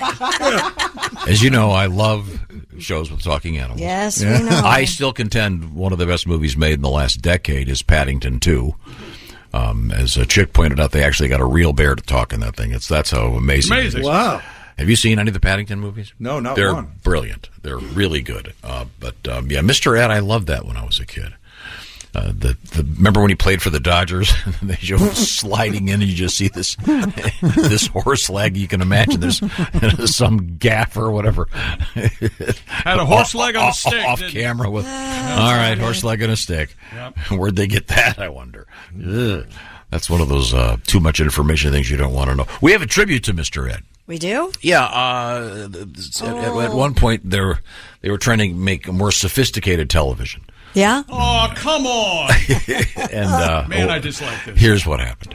In its ongoing effort to bring cultured programming to the beer-swilling, cheese-whiz-eating masses, Bob and Tom Television presents a new dramatic work. Tonight, we revisit Greek tragedy. Our story is one of carnal lust, in which our principal character kills his father in order to sleep with his own mother. This legend of Western civilization has been distilled into the lowest form of the theatrical arts, the 60s era sitcom. In this case, starring a talking horse. Ladies and gentlemen, we give you Mr. Oedipus. This is the story about a talking horse who killed his father without remorse so he could go have intercourse with a horse that was his mom. Some might not think that it's okay for a horse and his mom to roll in the hay. Let's hear what this horse has to say. Well, listen to this. I am Mr. Oedipus. Hello, Mother. Hello, son. Why the long face? I'm very troubled, Mother. Why? You're hung like a horse, and you come from a stable home. It's your ass, Mom. I've seen asses that don't have an ass as fine as your ass. What are you saying, son? You mean you want to horse around with me? You're beginning to stir up some feelings inside me. Come on, Mom. How about you give me a little sugar? Whoa, son. You need to rein in your unbridled passion. Stop stalling, Mom. I'm hot to trot. Hey, you've got to harness your emotions. Oh, come on, Mom. Now, Ed, sometimes nay means nay. And besides, what would your father think? Don't worry. Dad won't be around for long. Get it? Furlong. We do hope you enjoyed this tale of Mr. Oedipus. Join us again next week as we present a double feature, a radical new interpretation of a Shakespearean classic. Richard Harris, Barbara Eden, and Rip Taylor, starring in A Midsummer Night's Dream of Jeannie. And tune in to see what happens when the man who wrote the Iliad and Odyssey joins the United States Marine Corps. It's Jim Nabors as Homer Pyle, USMC. Only on Bob and Tom Television. The Western classics. Ah, When we come back, Christy, what's going on over there? Oh, we have some interesting news out of Sydney and their nightclubs. We have a couple on their first date breaking into a church. We also have a Missouri school district making news because apparently seeing the principal will end in a spanking. Oh, right, a little corporal punishment. Yeah. It's back. We'll find out about all these things. Plus, comedian Greg Hahn, comedian Brent Terhune. This is the Bob and Tom Show. Welcome back to the Bob and Tom Show. Christy Lee at the news desk. Hi, Chick. Hey, there's Pat Godwin in the performance room. Hey, Chick. There's Josh Arnold at the upside sidekick chair. Hey, Chicky. There's Ace Cosby. Hey, Chris. Manning the track phone hotline. Hot phone. There's Classic Ace, the callback that's stale and I've been here for 8 years, waiting for this you hear him say non too sequitur. It's too late. But he's laughing like it's funny. There's Willie Griswold. I'm Chick McGee for decades, and here's Tom Griswold. Coming up, the Ace Cosby joke of the day. Probably something about Gerald Ford. Probably. Look who's talking. Whoa. Yeah, don't hate. Gerald Ford dated references. was after Mr. Ed. Hey, Kettle. Mr. Oedipus, a classical classic. By the way, this is true. Our guest is one of my favorite human beings. He is Greg Hahn, and he is playing the Garden. That's right. Not Madison Square. Wait, what? It's called Allisonville Home and Garden. What's the difference? But we'll get some information about where he's going to be. 60,000 seats. That's a little high. Hey, how do you get to the Allisonville Garden? Practice. Dig. Shut up, Josh. Dig.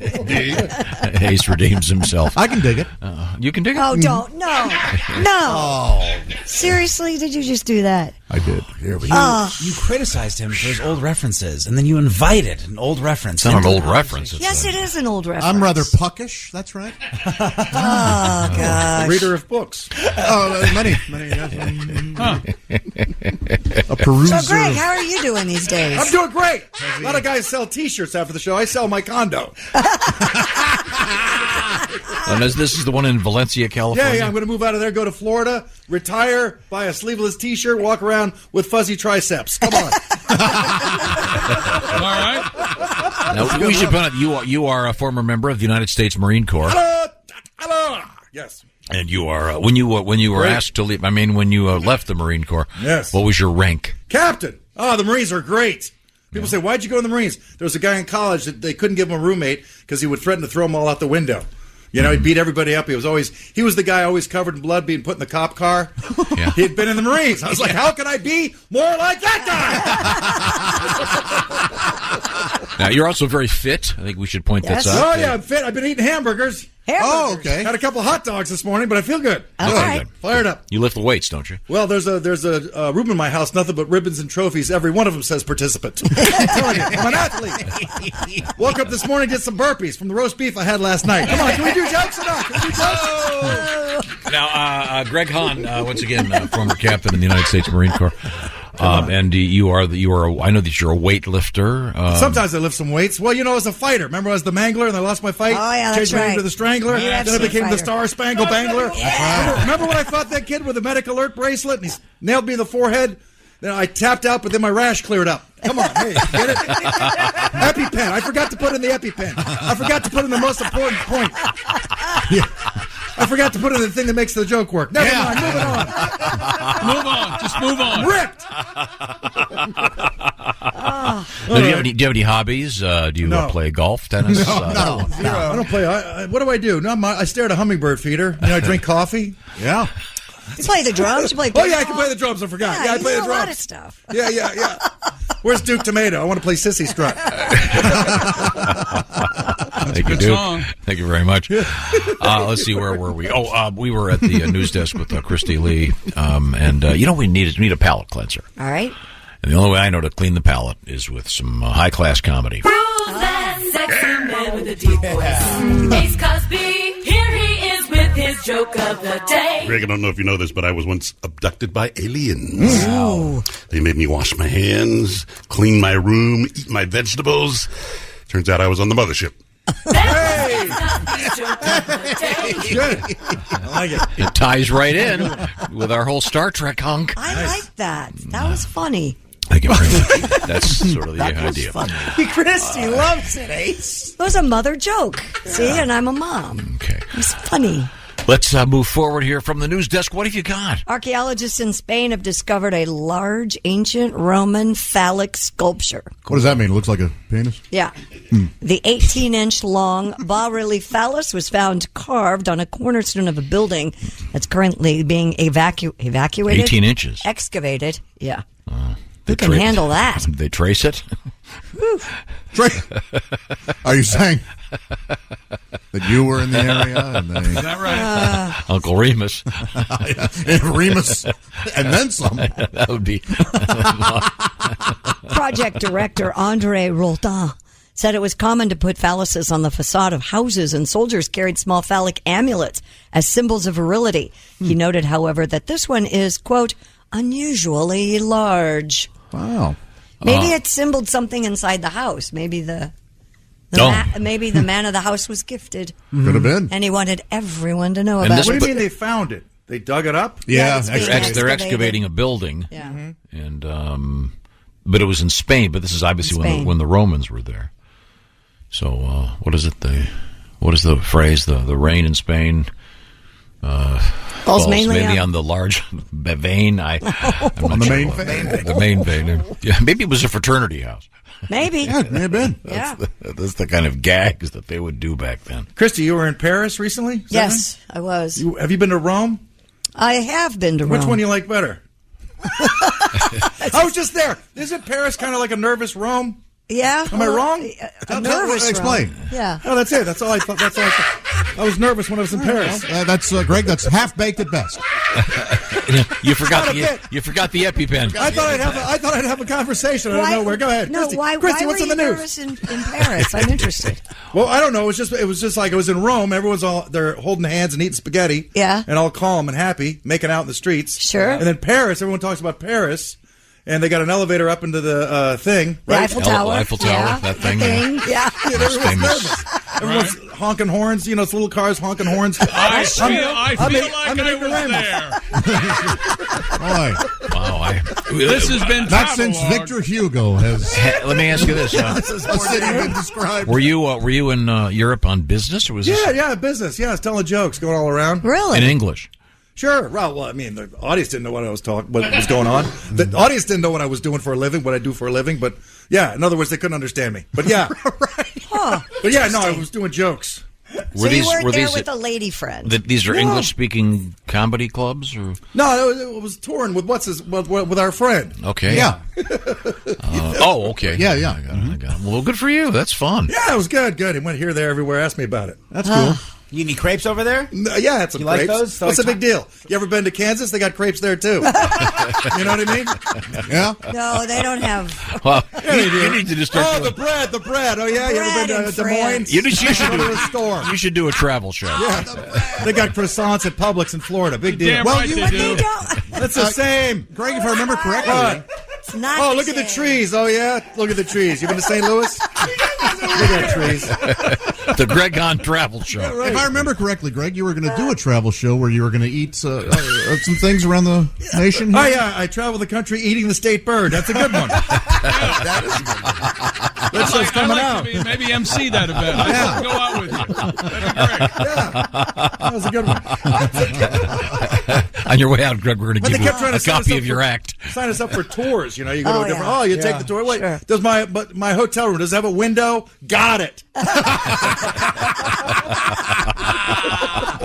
It's Matter of Fact Tours with Greg Hunt.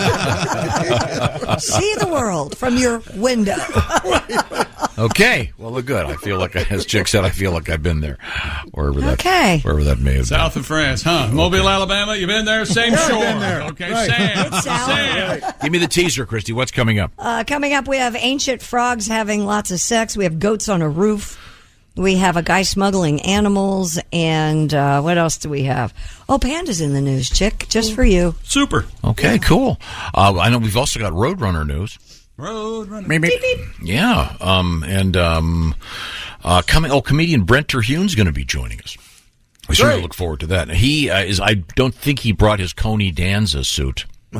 where he portrays the famous talking hot dog, Coney Danza. He doesn't still do that, does he? Oh, why wouldn't he? It's classic. Also coming up, we have something involving the crabs. That's right, the crabs. Isn't Pat Godwin going to be featured with something? Isn't he going to? I imagine. What's going on? With a beer? Oh, that's right. We got a little bit of a surprise for Pat. This is the Bob and Tom Show. Welcome back to the Bob and Tom Show. It's great to have you here. We certainly appreciate your being here. Several members of our staff are just struggling to get in. We're having a quick staff meeting out there. Christy Lee at the news desk. There's Pat Godwin in the performance room. Hi, Chick. Josh Arnold at the upside sidekick chair. There's Ace Cosby manning the track phone hotline, hot phone. McGee. Yeah, there's Willie Griswold. Yep.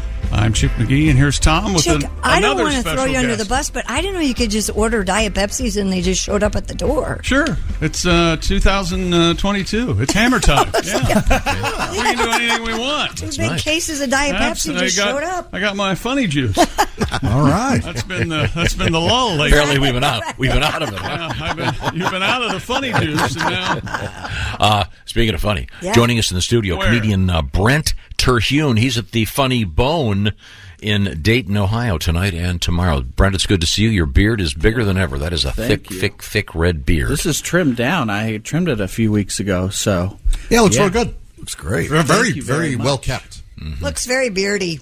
Thank you. I know. Every time I'm in here, you seem to not enjoy this beard. So. Yeah. Great. She's not a fan. No, you're a married man. Yes. Yes. Does your wife enjoy the beard? Yeah, very. That's probably the reason she's sticking around because I over lockdown and stuff. I shaved all this and then I took a hat off and she goes like wide eyes and she goes, "Please don't do that again." So yeah, apparently my face is. I need to cover this up 24/7. So how's it going beyond that? Everything else good in your life? Yeah, it's going all right. Christy said, does he still do that hot dog thing, which is a terrible way to find out that you should stop doing a certain bit. No, you had a classic piece where you dressed up as a giant hot dog. Yeah. And you became Coney Danza. Coney Danza. It's very much if Greg Hahn was a hot dog. I know you don't have the costume. Can you just give us a brief sample of Coney Danza? Well, Coney Danza, of course, he's from Foot Long Island, New York. Sure. My dad growing up, always one of those guys that had a stick up his ass. Granted, he was a corn dog, but come on, folks. Look out.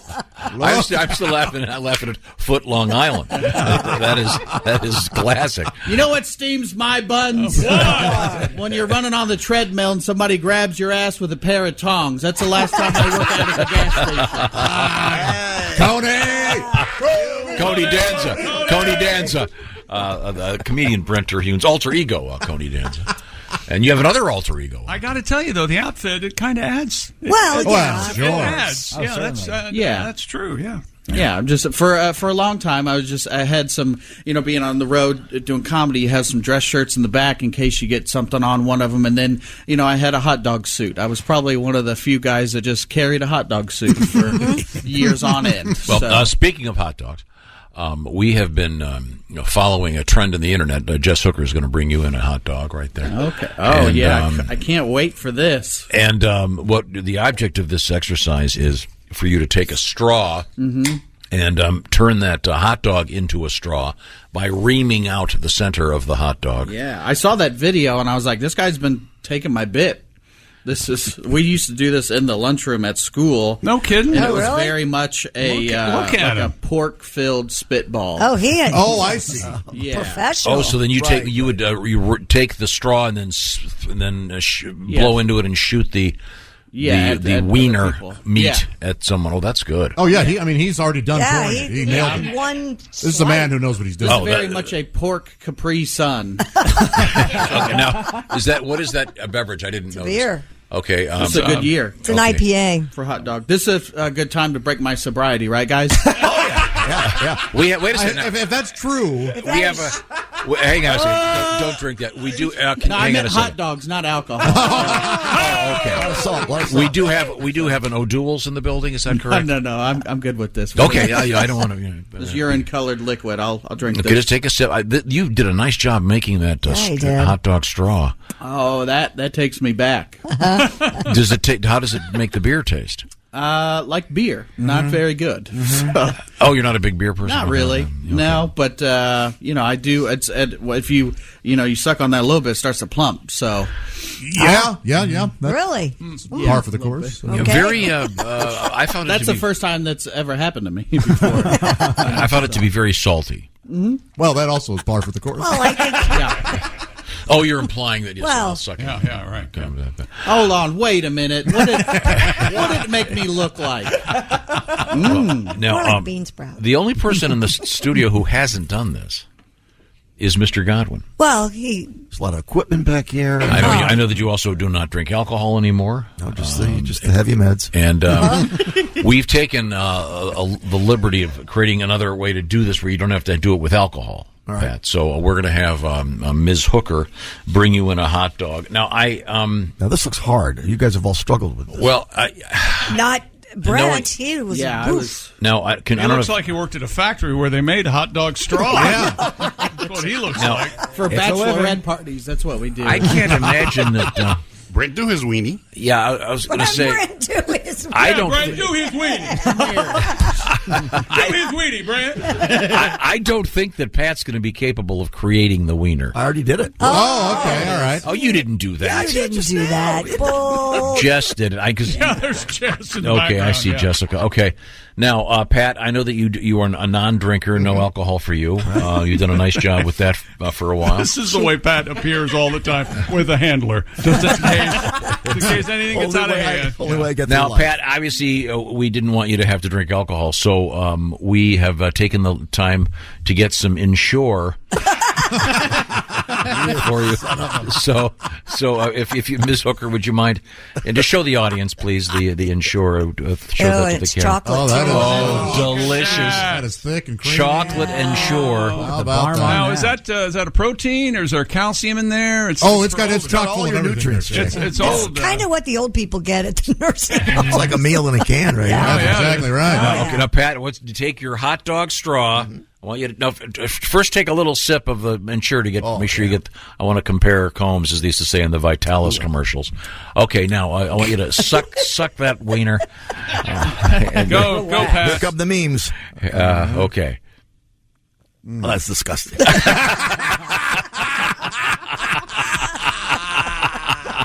Yeah, it's bad, isn't it? Yeah, horrible. The protein shake I had yesterday was similar, not good. You put hot dogs in your protein shake? I drank one.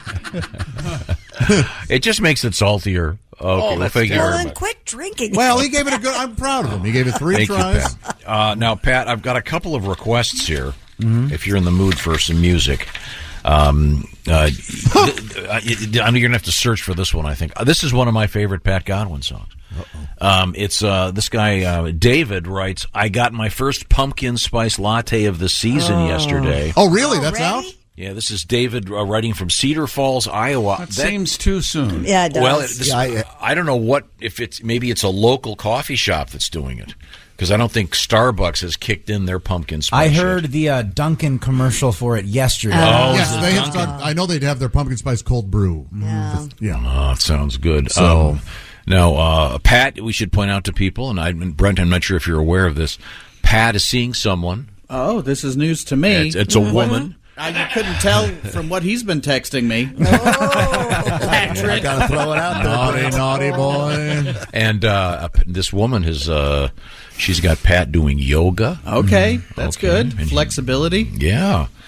3 times a week, right? Yep. Second weekend, baby. Good for you. Okay. Today at 1. And then Pat is also frequenting the coffee shops with her. Mm-hmm. And does she drink the alcohol? Is she occasionally? Okay, all right, but you do not. No, she's a very social drinker. Yeah. Okay, very good. You guys have talked about where did you meet? This is news to me. So. Oh, every morning I would be checking the traps. I'd check Tinder and stuff like that, and I caught her back in March. Yeah, ensnared. Mm-hmm. Yeah. Now, did you meet your wife, Brent, on the internet? Yeah, we did. We say we met at a show, but we met on one of those apps. Which one, may I ask? Tinder. All right. Yeah, Same this here, has yeah. been So if this like doesn't the work out, are you going to longest return one-night to stand Tinder? Yeah. It's been the longest one night stand of my life. And the most expensive. And her dad's listening. Hey, Randy. I thought you got a house out of the deal somehow. Because I purchased it. Oh, okay. There you go. That works. Very good. That's Very usually good. how it works. Okay, well, Pat, have you found this request for Oh, I David? found it. I just haven't gone over this in a while. I wasn't ready to do this till October, so I may be a little, but we'll give it a shot here. July's got the sunshine. Oh, April has the showers. January's got the snow. May brings all the flowers. November's got the turkey. December's got Christ. But October's got the pumpkin spice. Yes, it does. Pumpkin spice, yeah. Pumpkin spice, yeah. A little in my latte would sure be nice. But keep it out of my shampoo. Can I give you some advice? Easy on the pumpkin spice. Snatchmo. Yeah, that's right. No, I like it in a candle. Oh, I don't mind it in my tea. Oh, but I loved it in hooch, even though it's bad for me. Going out of my gourd, headed to rehab at Betty Ford. Cause I'm drinking whiskey with that pumpkin spice. I'm addicted to this stuff. Pumpkin spice, yeah, pumpkin spice. Put it in your Metamucil, make your dookie smell nice. But don't put it in your douche, because no one wants to smooch a cooch that smells like pumpkin spice. Think for yourself. Pumpkin spice, yeah, pumpkin spice. Oh, leave it out of my Doritos and my pizza slice.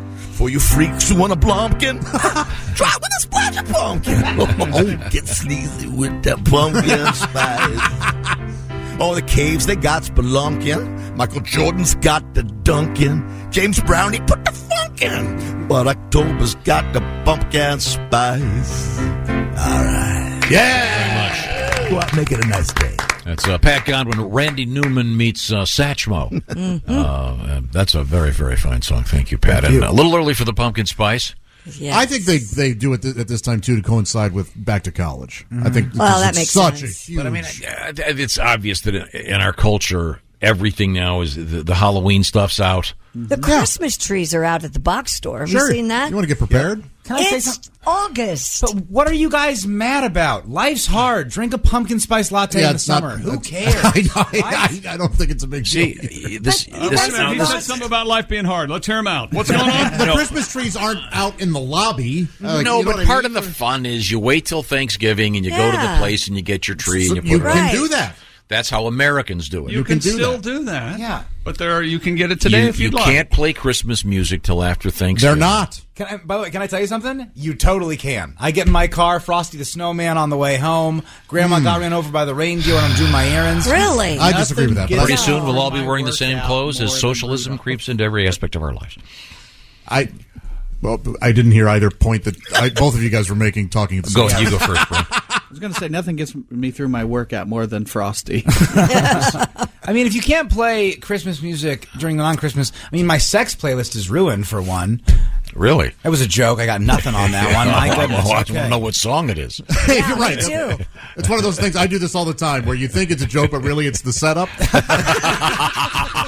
Oh, Come All Ye Yeah, Faithful? Is that what There you go. Come all ye There you faithful. had the joke. That's the tag right there.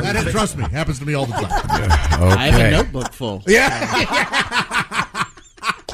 I don't know. There's something about the seasonality of life that I think has been lost in contemporary culture and in lots of aspects of it.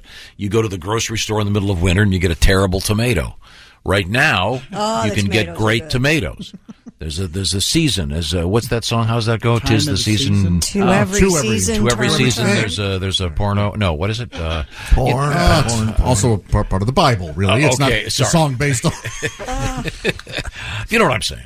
Yeah. Yes. Oh, yeah. So I'll wait in the pumpkin You spice. can't get a good tomato in the winter.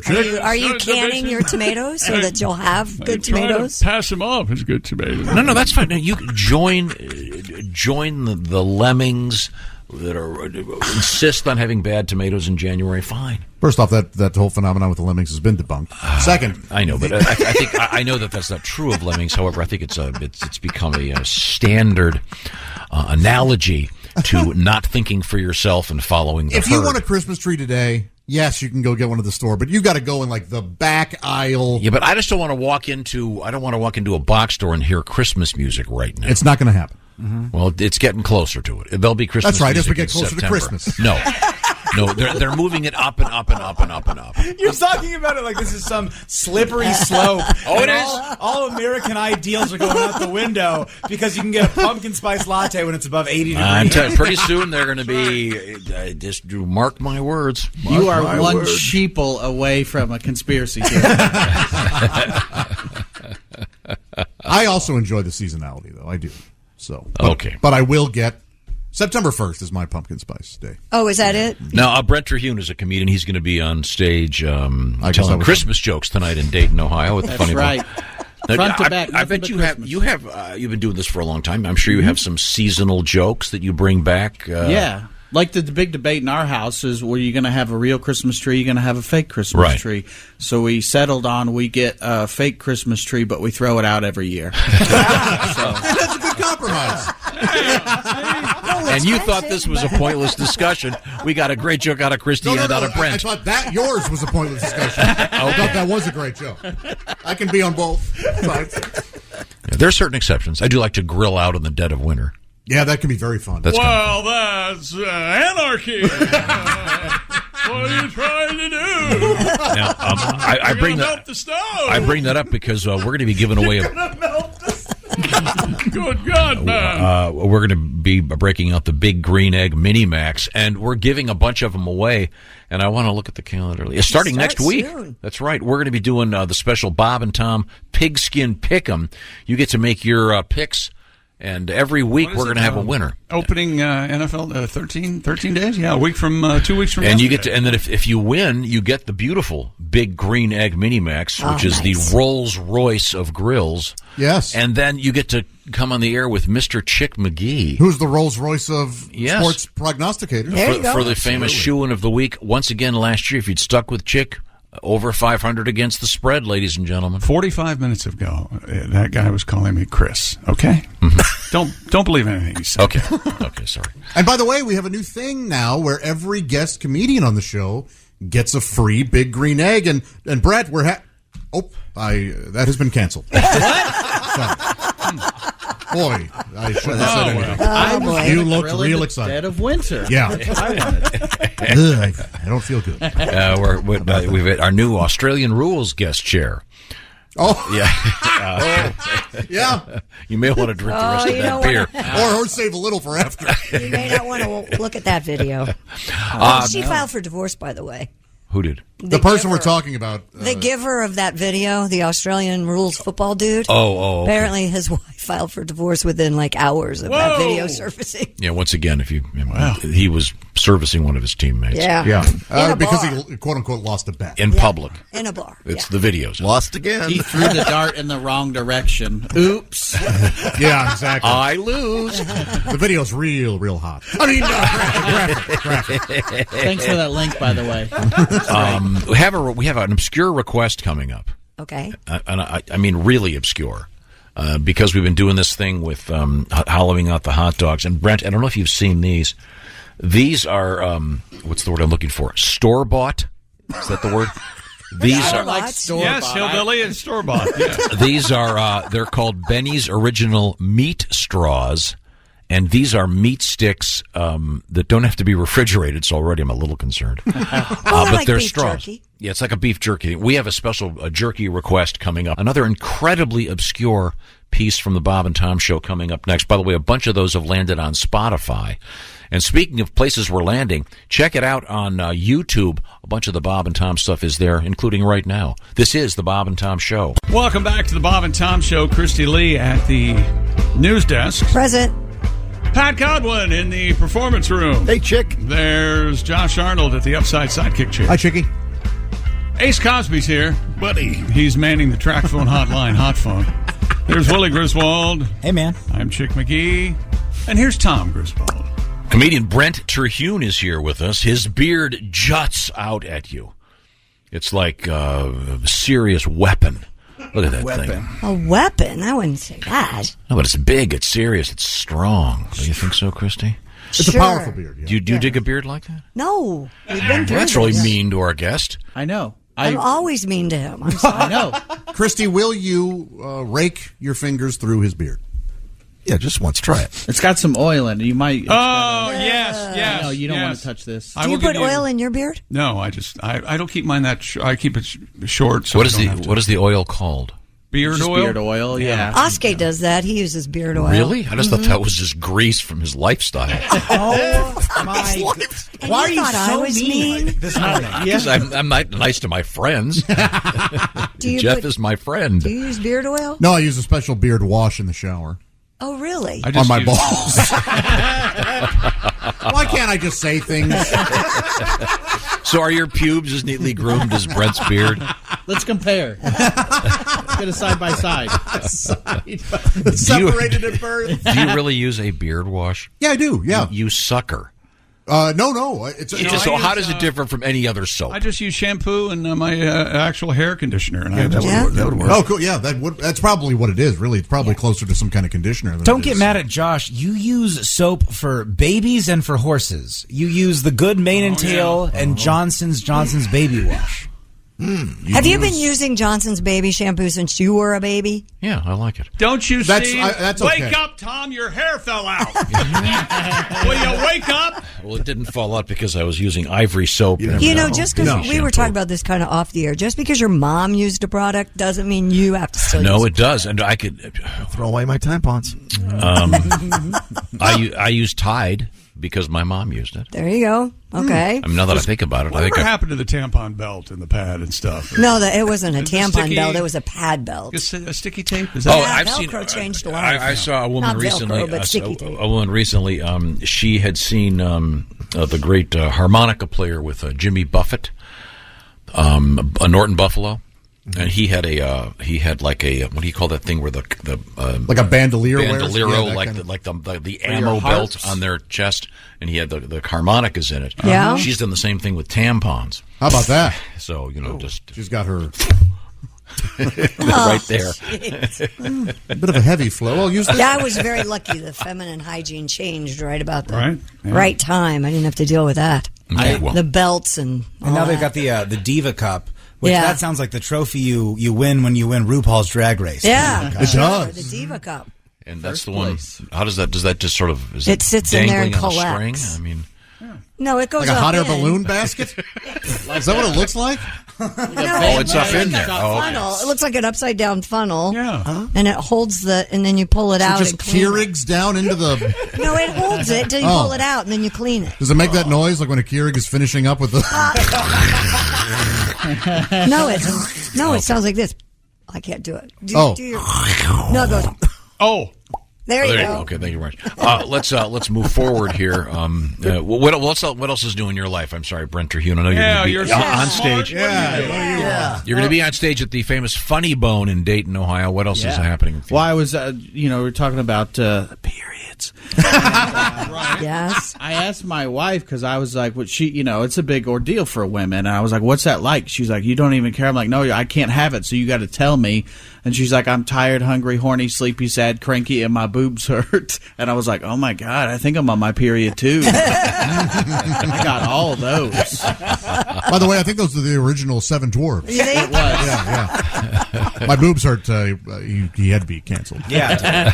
Did you see the ABC News thing? They have a machine somewhere where they hook men up to it, and it simulates menstrual cramps on the men. Yeah. And are they crying? Oh, they're losing their minds. Uh-huh. Yeah. Yeah. It was like a half-hour report the other night. Wow. Yeah, they just they're standing there and they're laying. It doesn't. Nothing Is the machine else. portable? Could they bring one in here? I bet they could. Yeah. Tell us the that's secrets. great. Yeah. Wow. Let's hook them up. Okay. In the meantime, let's hook up Christy Lee at the news desk. What have we missed? Well, speaking of sex, researchers have determined that the unusual cause of death for a group of ancient frogs that were found in a massive grave. French restaurant. No, apparently sexual activity. Cool. Hundreds So of caveman was. But Josh, frogs, Tom. What a way to go.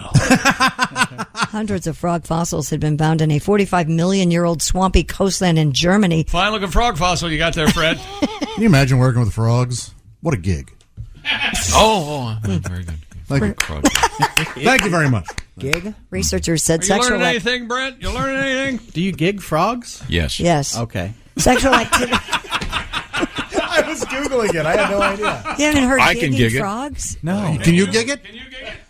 Christy, can you gig it? I can gig it. She gigs it. I gig it. You never heard of frog gigging? Yeah, I've heard of that. Okay, then there. No? From what I know, more of a hearty joke.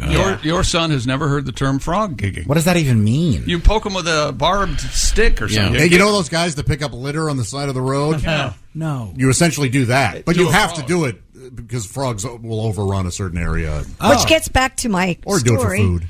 Sexual activity Or can get be a flamethrower. It's the same thing. Oh, I'm sorry.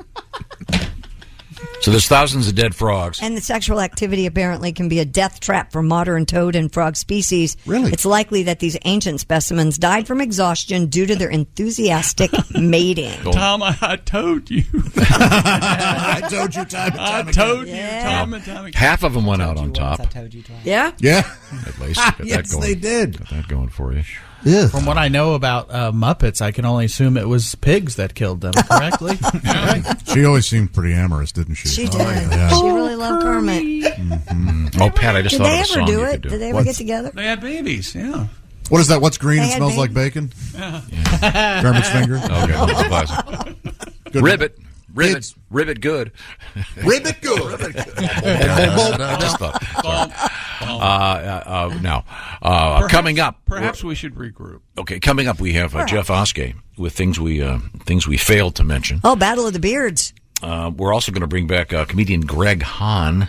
See what's going on with. He's kind of coming back to earth now. In the green room, he's going to be okay. And we have a little treat for Greg. I'm not sure how much of this I can give away. He's already down to beer. We have something a little harder for him. Oh, okay. And you'll see what it is in just a few minutes. This is the Bob and Tom Show. Okay, welcome to the Bob and Tom Show. I don't know what's going on. I'm sorry. There's Christy Lee at the news desk. Hi, Chick. There's Pat Godwin in the performance room. Hey, Chick. Josh Arnold at the upside sidekick desk. Hi, Chick. Ace Cosby manning the track phone hotline hot phone. Chick. There's Willie Griswold. Got some of these beef stick straws. I know, and he's looking at the beef stick straws, Tom. He might not ever eat a meal again without one. I'm diet soda, the whole thing, right through the meat straw.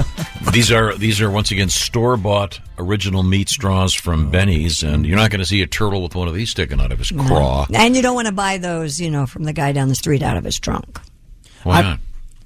I'm just making a joke about, you said store-bought, like you're going to find them on the black market somewhere. Oh, okay. I'm not joking. The best beef jerky I ever got was from a van on Highway 6 in Colorado. Oh, yeah, And sure. it said jerky taped to the back window. And Are it you was, serious? You would just park in the same spot. You're driving home from skiing after a long day on the mountain, and boom. All right. Beef jerky, elk jerky, kangaroo jerky, the best. That Western jerky is great, and we've got a special request for something about that exact topic. Really? You know, when you're riding the trail all day, a fella gets mighty hungry. And if you're a real cowboy like me, you ain't gonna reach for something like a granola bar. You want something a little more substantial, like beef jerky. Howdy, I'm Spanky Bishop, owner of the Circle J Ranch. I'm also the proprietor of the best jerky company west of the Mississippi. It's called Circle Jerky.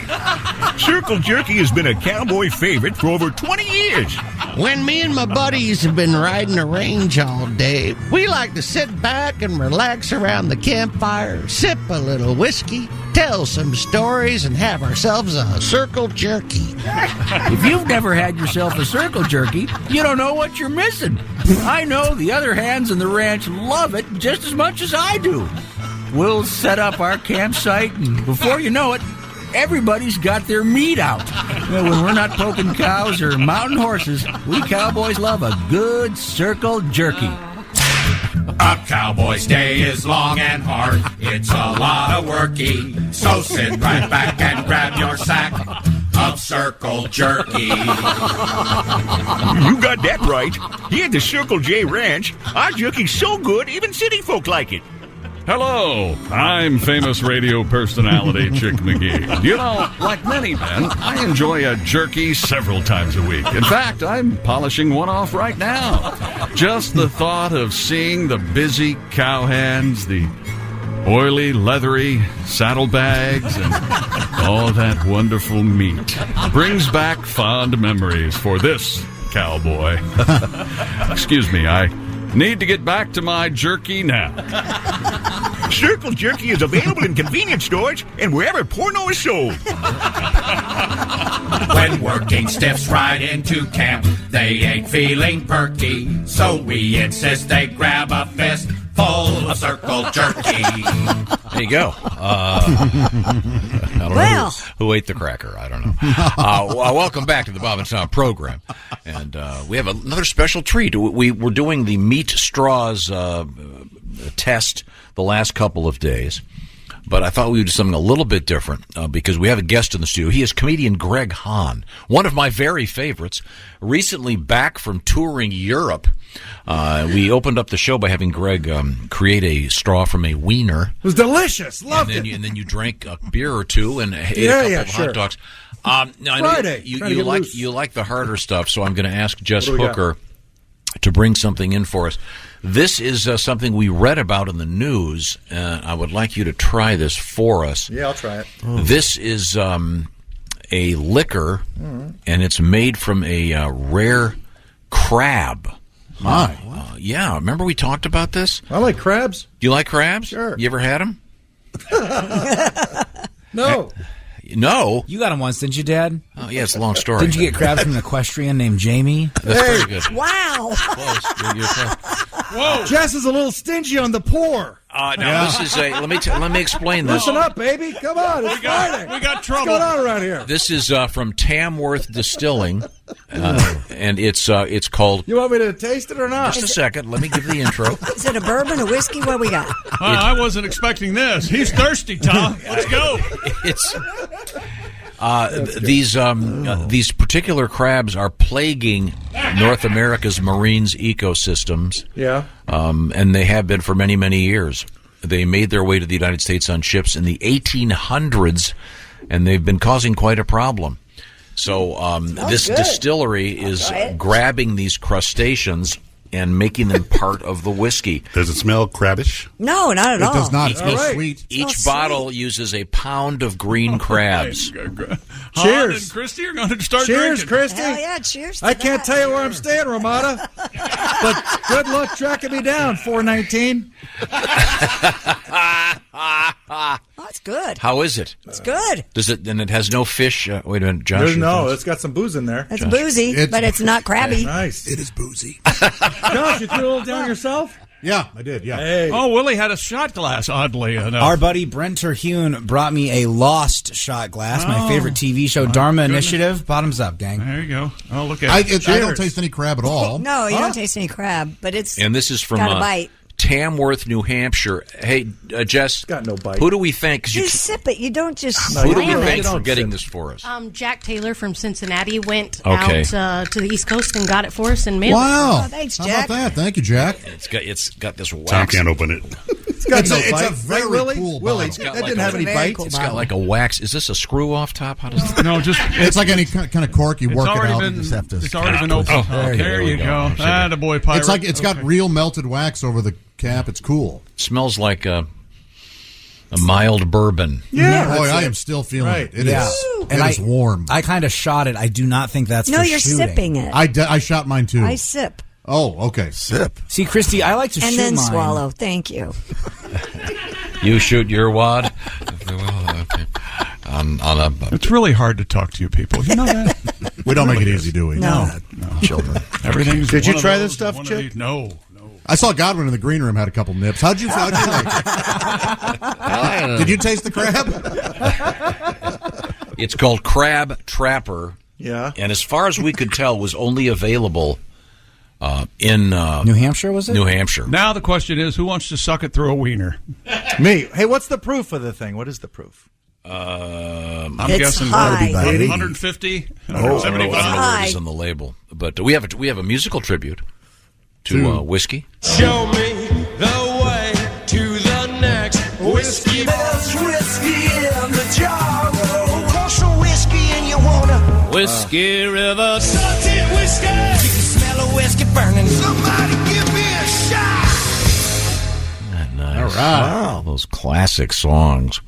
including a little bit of Willie Nelson. Whiskey River, Take My Mind. I love that song. It's a great song. We're helping get rid of these eco-destroying crabs. It's 46% alcohol by volume. Oh, that's quite a bit. Yeah. That's that is quite Your thoughts, your thoughts, Josh? I thought maybe it was something like that. Is this stuff That's flammable? almost, correct me if I'm wrong, that's almost half. Yeah. I mean, it does taste quite good. Okay. If you're a whiskey. And I don't know if it's available anywhere except for New Hampshire, but this is where this guy got it for us. So. Well, thank you very much, Jack, from Cincy. All right. Yes. Certainly Christy had appreciate White Claw yesterday, and she's still drinking the Crab Trapper. I think we have a problem. I come from a long line of great alcoholics. I'm not going to quit. All right, that's good. You're no quitter. Well, let's get back to the news desk, Dipso. I'll drink this stuff in Florida when I move to Florida. I'll drink it up in the penthouse, looking over the Intercoastal. Yeah. Have my Corvette. Yeah. My hair system with fresh tape underneath. You'll have it all, won't you? It's going to be nice. You would thrive in Florida, man. Yeah. You were born and raised in Florida, right? Sure, I'm used to it. What area of Florida? What would South you do? Florida. What would you do when hurricanes would come? Aren't you scared of hurricanes? You need the right stuff. That's Water.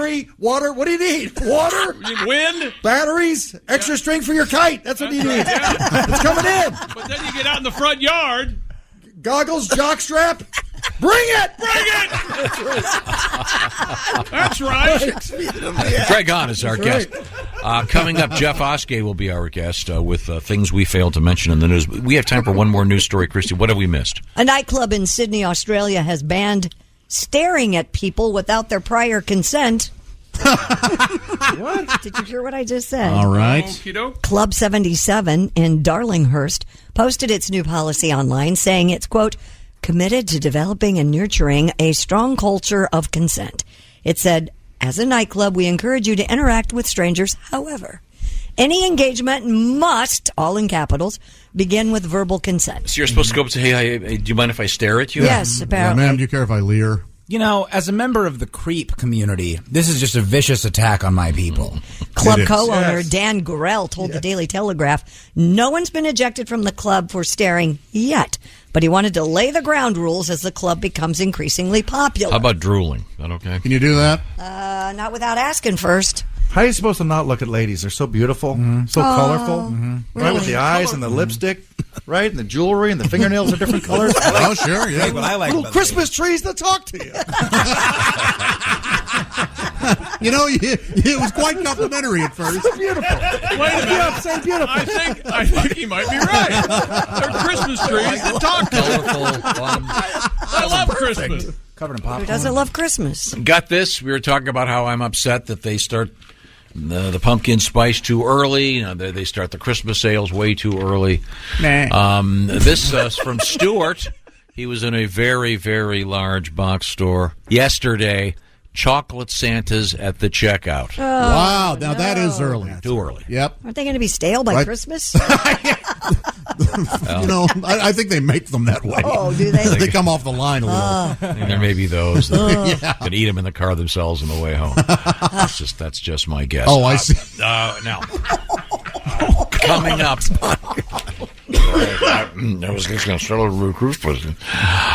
Coming up, we have Jeff Oskey and things we failed to mention in the news. When we come back, it's news we failed to mention and a little bit more comedy from comedian Brent Terhune. This is the Bob and Tom Show. Hey, welcome back to the Bob and Tom Show. Christy Lee at the news desk. Hello. There's Pat Godwin in the performance room. Hey, chick, what happened? I'm looking at Josh Arnold over there at the upside sidekick chair. You got? I may have been the only one to see it. No, I saw it. What Okay. happened? I saw it fly through the air. All right, yeah. I'll talk to you, Brent Terhune, comedian on his way to Dayton, Ohio's. There's Ace Cosby. Funny There's bone. Willie Griswold. I'm Chick. This is Tom speaking. I'm a man of... I'm sort of set in my ways. There are things I like. Mm-hmm. We know. For example... There's no sort of about it. It's Lollipops in your mouth and butter in your ass? No, I like lollipops in my ass and butter in my mouth. Oh, It's I like a wooden stir sticks for coffee. Yes. I don't like plastic spoons for coffee.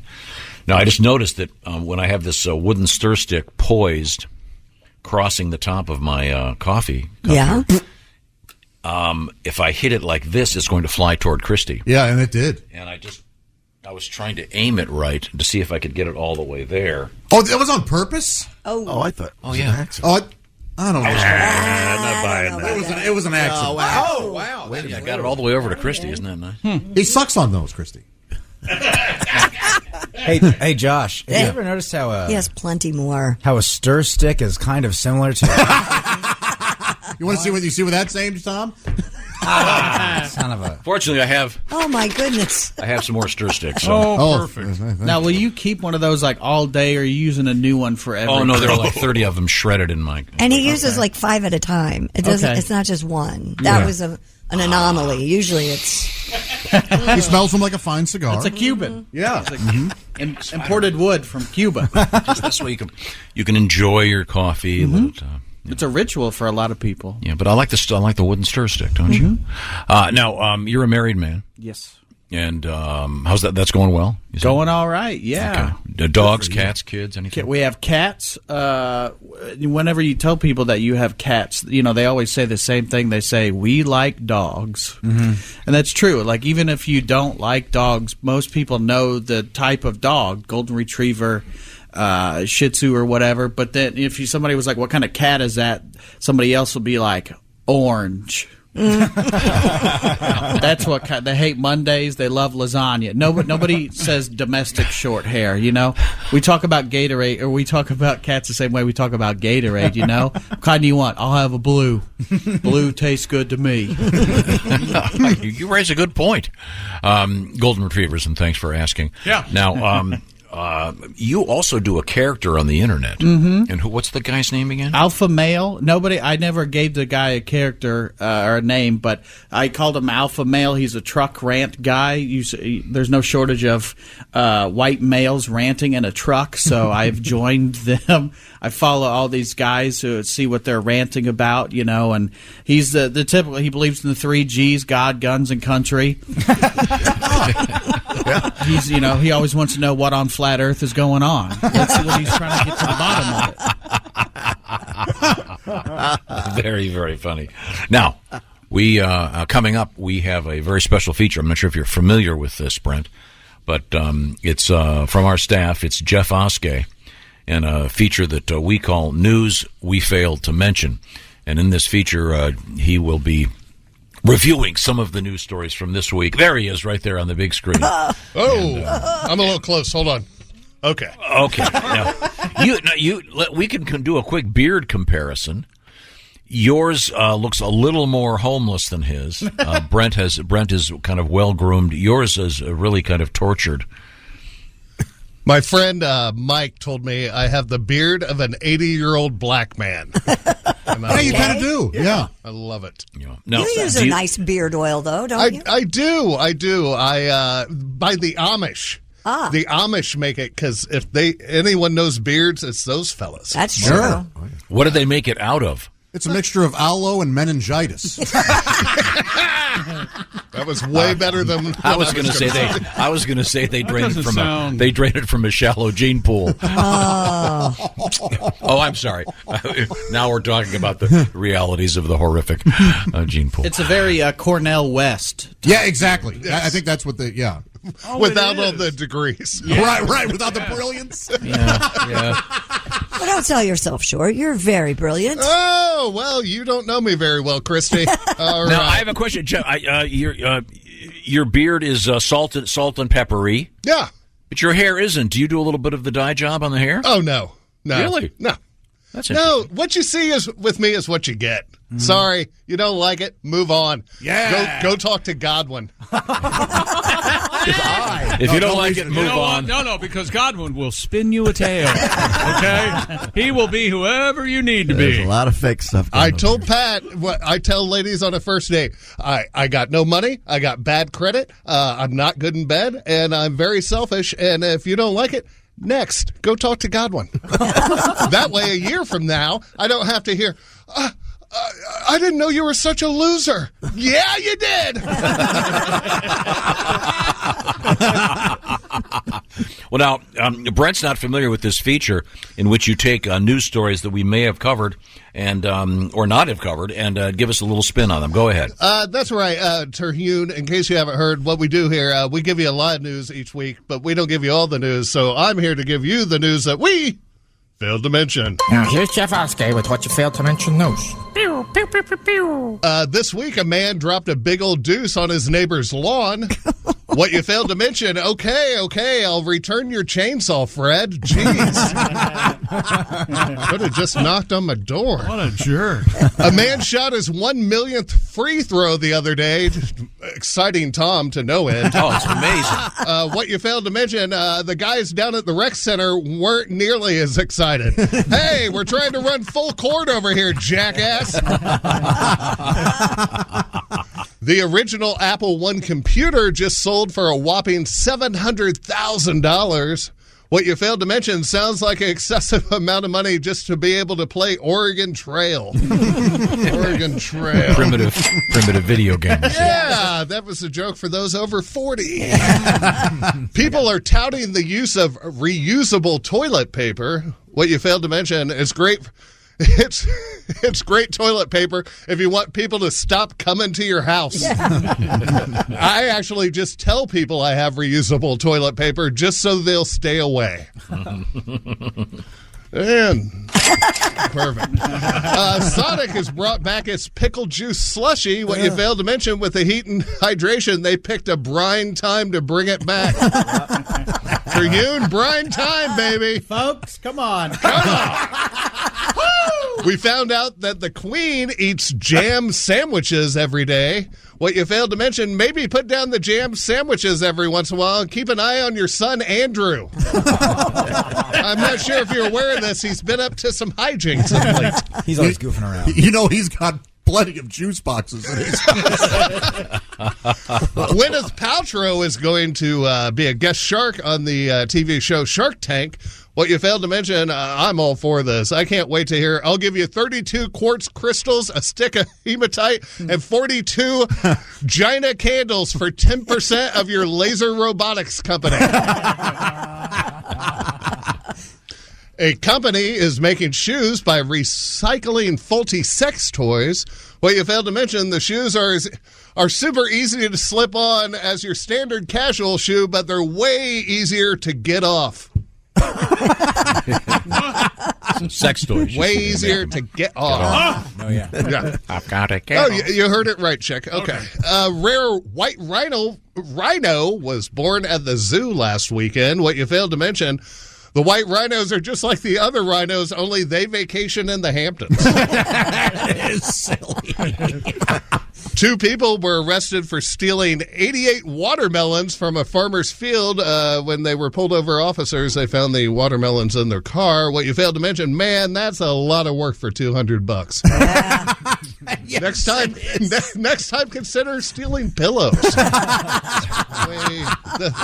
Equal jail time. One's just a lot easier to carry. Yeah, did you see this? Chief suspects were Gallagher and Gallagher 2. No overhead now in their head.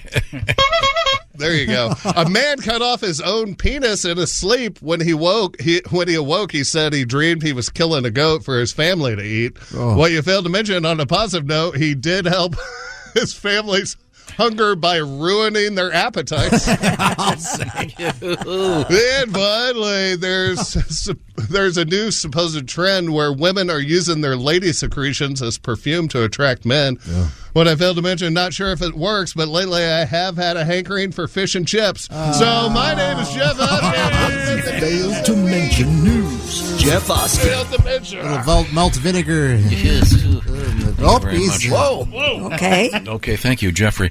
You can see that. How, Ace Cosby? YouTube, we have a Bob and Tom Tonight show that we do each weeknight at 8 o'clock. Okay, Eastern. all right. Check it out right now. We have also a guest in the studio. He is Brent Terhune. I noticed this, Brent. Dayton, Ohio's Funny Bone this weekend. But September 16th and 17th, Cedar Rapids, Iowa's Lucky Cat Comedy Club. Yes, sir. And you've got the podcast, The Field Trip with Brent Terhune. And the horror movie podcast, They're Coming to Get You. Yeah. And Josh, I know you're a big horror fan. Yes. Every week we talk about a new horror movie that you probably have seen, so you don't have to watch the movie to listen to the podcast. All right. So what give me a couple of your favorite horror movies of all time? Halloween is my favorite, probably. The original? Yeah, the original. I love the movie called It Follows, The Strangers, The Shining. The classics are the classics, so I appreciate those. I'm interested. What's the Field Trip podcast about? It's like a pop culture podcast, so it's a different topic every week. One of my favorites was we did parody religions. Did you know there's a Church of the Flying Spaghetti Monster? Oh, sure. Yeah. Yeah, ramen. Yeah. Somebody made a whole religion for that. Yeah. So we talk about that kind of stuff, famous last words, famous last meals, all that kind of stuff. Oh, cool. Maybe you Give me an example of a famous last word. I think. Have you ever heard the Oscar Wilde? He's dying. He said in his bedroom, and he goes, "This wallpaper goes, or I do." I hope that's true. I'm pretty sure it's true. Yeah. There was a guy, I don't remember his name, but there was a guy on like the firing line about to be executed. He said, "Fellas, scoot in, make it easy for yourselves." That kind of thing. Yeah. That's badass. That is badass. It's poise. Yeah. You understand how this works, don't you? Or maybe the guy was just tired. Yeah. Could have been. Take my life, please. Now, we've got another suggestion with regard to hollowing out hot dogs. You Okay. guys were talking. At some point, Christy said they made a hot dog where they'd already hollowed it out and put chili in it, but they don't do it anymore. Yeah, Frankendogs. The Hormel company did it. This guy says, take Cheese Whiz. Was that the Squirter one? No, No. I do not. The Cheese Whiz was in a jar. Yeah. What's the Squirter one called? Maybe Easy he means cheese? Easy cheese. Easy cheese. Maybe he means Cheese Whiz. Many people. Oh, There was a brand, though. You got my cheese whiz? There was a squeezable Cheese Whiz too. Psycho's right. But yeah, hollow out the hot dog and put it in there. Yeah. So that's another labor-saving device for you hot dog eaters. We certainly enjoyed turning the hot dogs into straws, and a lot of that video will be posted coming up this weekend. You can check that out. Also, some questions. When are the puppets coming back? The answer is very, very soon. The Nobody's Bob and Tom asking puppets. Well, I would get the letter, but I've got. Hey Tom, when's yeah, the puppets you made coming it up. back? Yeah. Very, very soon. Yeah. Okay. Pat, I don't even know what this means. Yeah. Do you have a song that involves a dishwasher? Oh, man, from way back, we did a Peter Gabriel thing, I think. Okay, is that something we can do maybe on Monday? Let me guess. Dishwasher. That kind of thing. How did you know? Done. Next letter. I wanna be a dishwasher. There it is. Boom. Boom. A bouncy C and you got a song.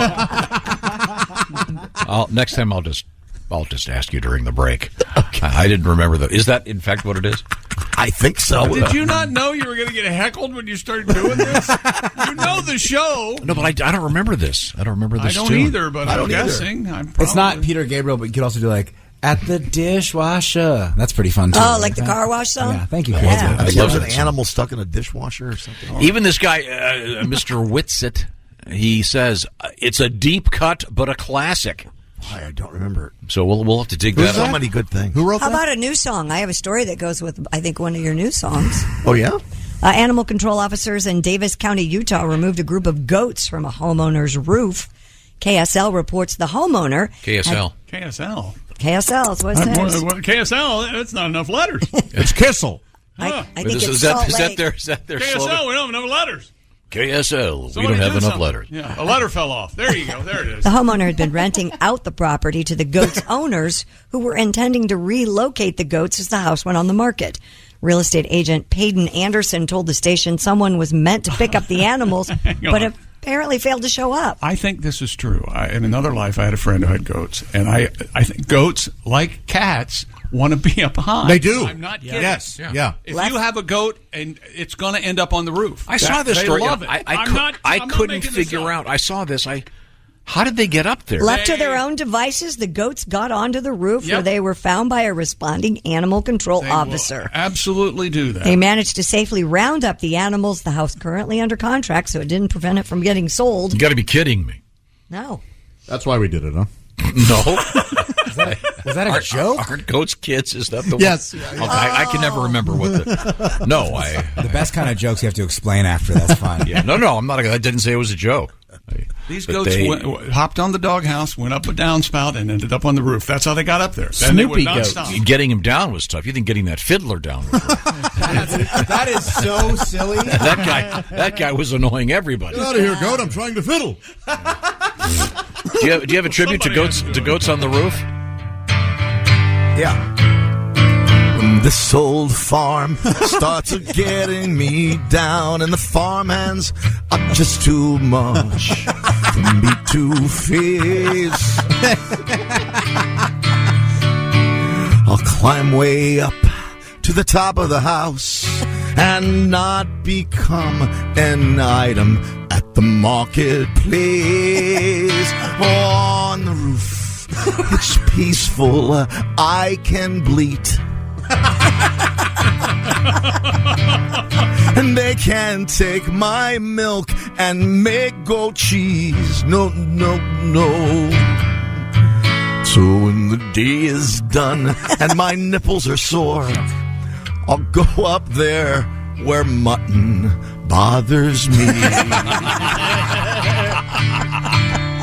I'll get far away from those smelly old pigs who haven't figured out their bacon, and it's a tasty treat. Oh, on the roof, I don't have to chew the weeds.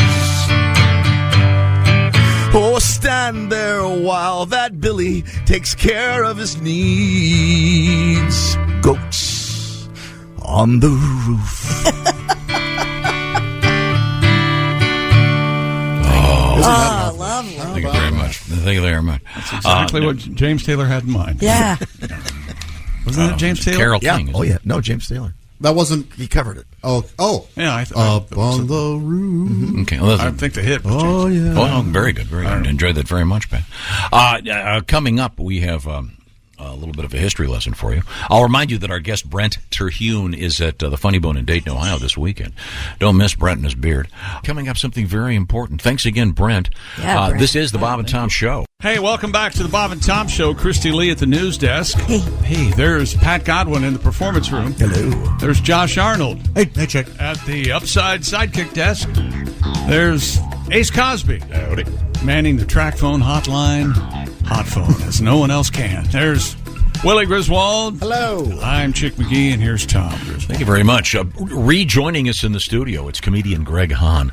Fresh from a tour of Europe and your astute analysis of traveling. Mm-hmm. You like to get to a big city in Europe, go to the hotel, shut the curtains, and do Well, nothing. no, I open the curtains, I look out the window and go, got it!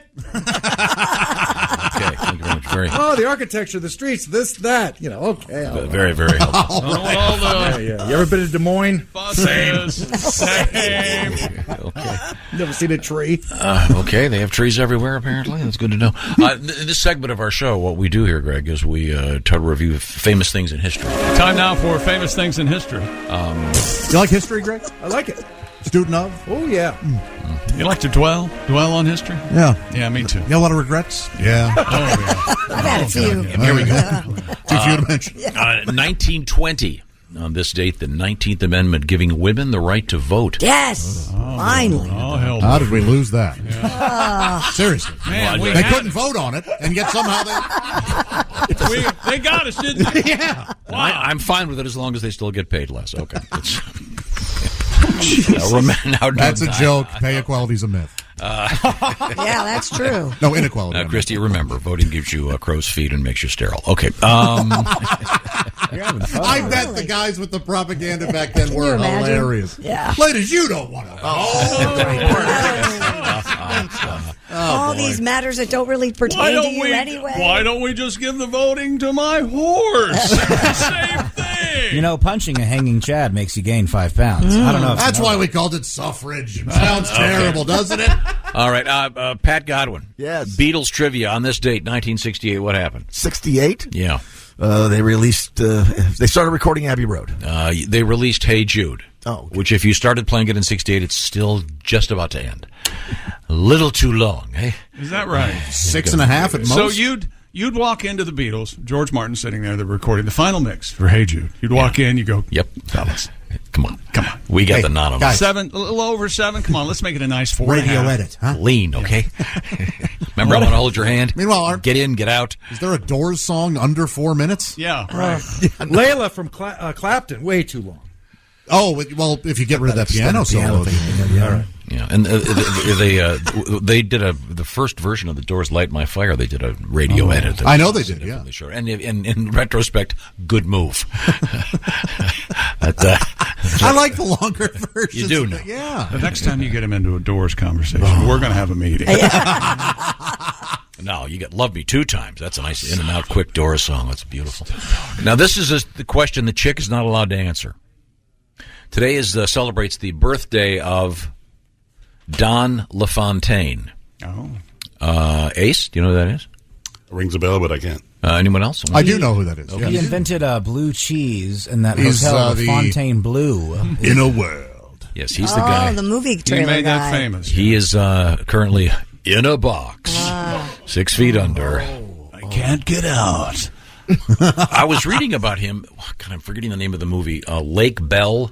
It's called In a World. Yeah, is it really? Okay, Lake Bell, who did it. It was the really voiceover cool. movie. Yeah, it was good. Fred Melamude's in that. He's wonderful. I love that. It was really fun. Yeah, it was good. Good movie. but he's the guy that used to do all the voiceovers, and he did more commercials than anybody. But he was the In a World And when guy. he passed away, did I get a call? No, In a World. The article I read about him there said you go. that very few movie trailers have a voiceover anymore. They're almost all dialogue and incredibly loud music. Yeah. Happy birthday to Will Shorts, the puzzle editor of the New York Times. Will, I've got a bone to pick with you about some of these words you're allowing in crossword And I have puzzles. a bone to pick with him because he's a dumb nerd, and I don't like that. Thank you, Will. He's a great American. Someone said Will, I want to get you on the phone. Oh, guys, I've got a problem. Melissa McCarthy, who I love, I think the best sitcom of the last 20 years, for my money, is starred Melissa McCarthy. Mike and Molly, right? Yeah, you're shaking your head? I'm not saying a word. Yes, you were. I saw you shaking your head. Let's look at it, chick. No, I We're wasn't. having I a wasn't secret shaking my head. conversation. I didn't put my Hardly thumb down. groundbreaking. Yeah, doesn't matter if it's groundbreaking. Hey, no, It's- they get along. The Yeah. dialogue is hilarious. Never mind. Well, I don't believe Happy it. birthday, They're fat. Macaulay Culkin. Macaulay had a terrible childhood trying to learn how to spell the name Macaulay. Now he and Brenda Shorts have a baby. They're probably getting married. Will Shorts Today is National Toilet Paper Day, Tom. I forgot to bring that up earlier. It's every day at my house. Toilet paper wasn't even in homes really in the United States till 1857. That's why I'm glad I'm alive today. Yeah. Dentistry Think and about toilet that. paper. Uh-huh. All these people with their, I would have been born a princess. Okay. No, you would have been Thank a you. toothless serf. And wiping your Dead at 16. butt with your left hand. That's what they do. Time now for things we missed. First of all, or what were things we learned? Yeah. Which is it? Things we learned. Learn things we missed. There's an email from a guy named Daryl who loved Pat's Pumpkin Spice song, as we all do. And then he says, by the way, my 3-year-old daughter calls the Bob and Tom Show her Chickie Show. Oh. She loves Chickie while we watch YouTube. Well, thank you very much. Oh. And there you go. That's very sweet. That is sweet. Greg Hahn was here, ladies and gentlemen. I was here. And real quick, a couple dating rules from Mr. Greg Hahn. Don't call her for 4 days after your date. Greg Hahn waits 4 minutes, then calls every 4 minutes. I call her while I'm driving her home. That's right. Hey, Greg, before we go, can you do your famous high five piece? I just High five myself, no friends. How's it go? High five myself, no friends. Okay, there we go. Thank you very much. And Greg Hahn has gone to Paris. He doesn't see what the big deal is. Well, Kansas City has It's a nervous trees. room. It's just a thing with the big elevator. if I remember, the quote was, "Oh, the bread. Yeah, you ever been to Des Moines? They have bread there." And for those of you that are keen observers, you'll notice that every one of us knows Greg Hahn's act better than he does. This is the Bob and Tom Show. Everything about the show is at bobandtom.com. Check it out now. State law.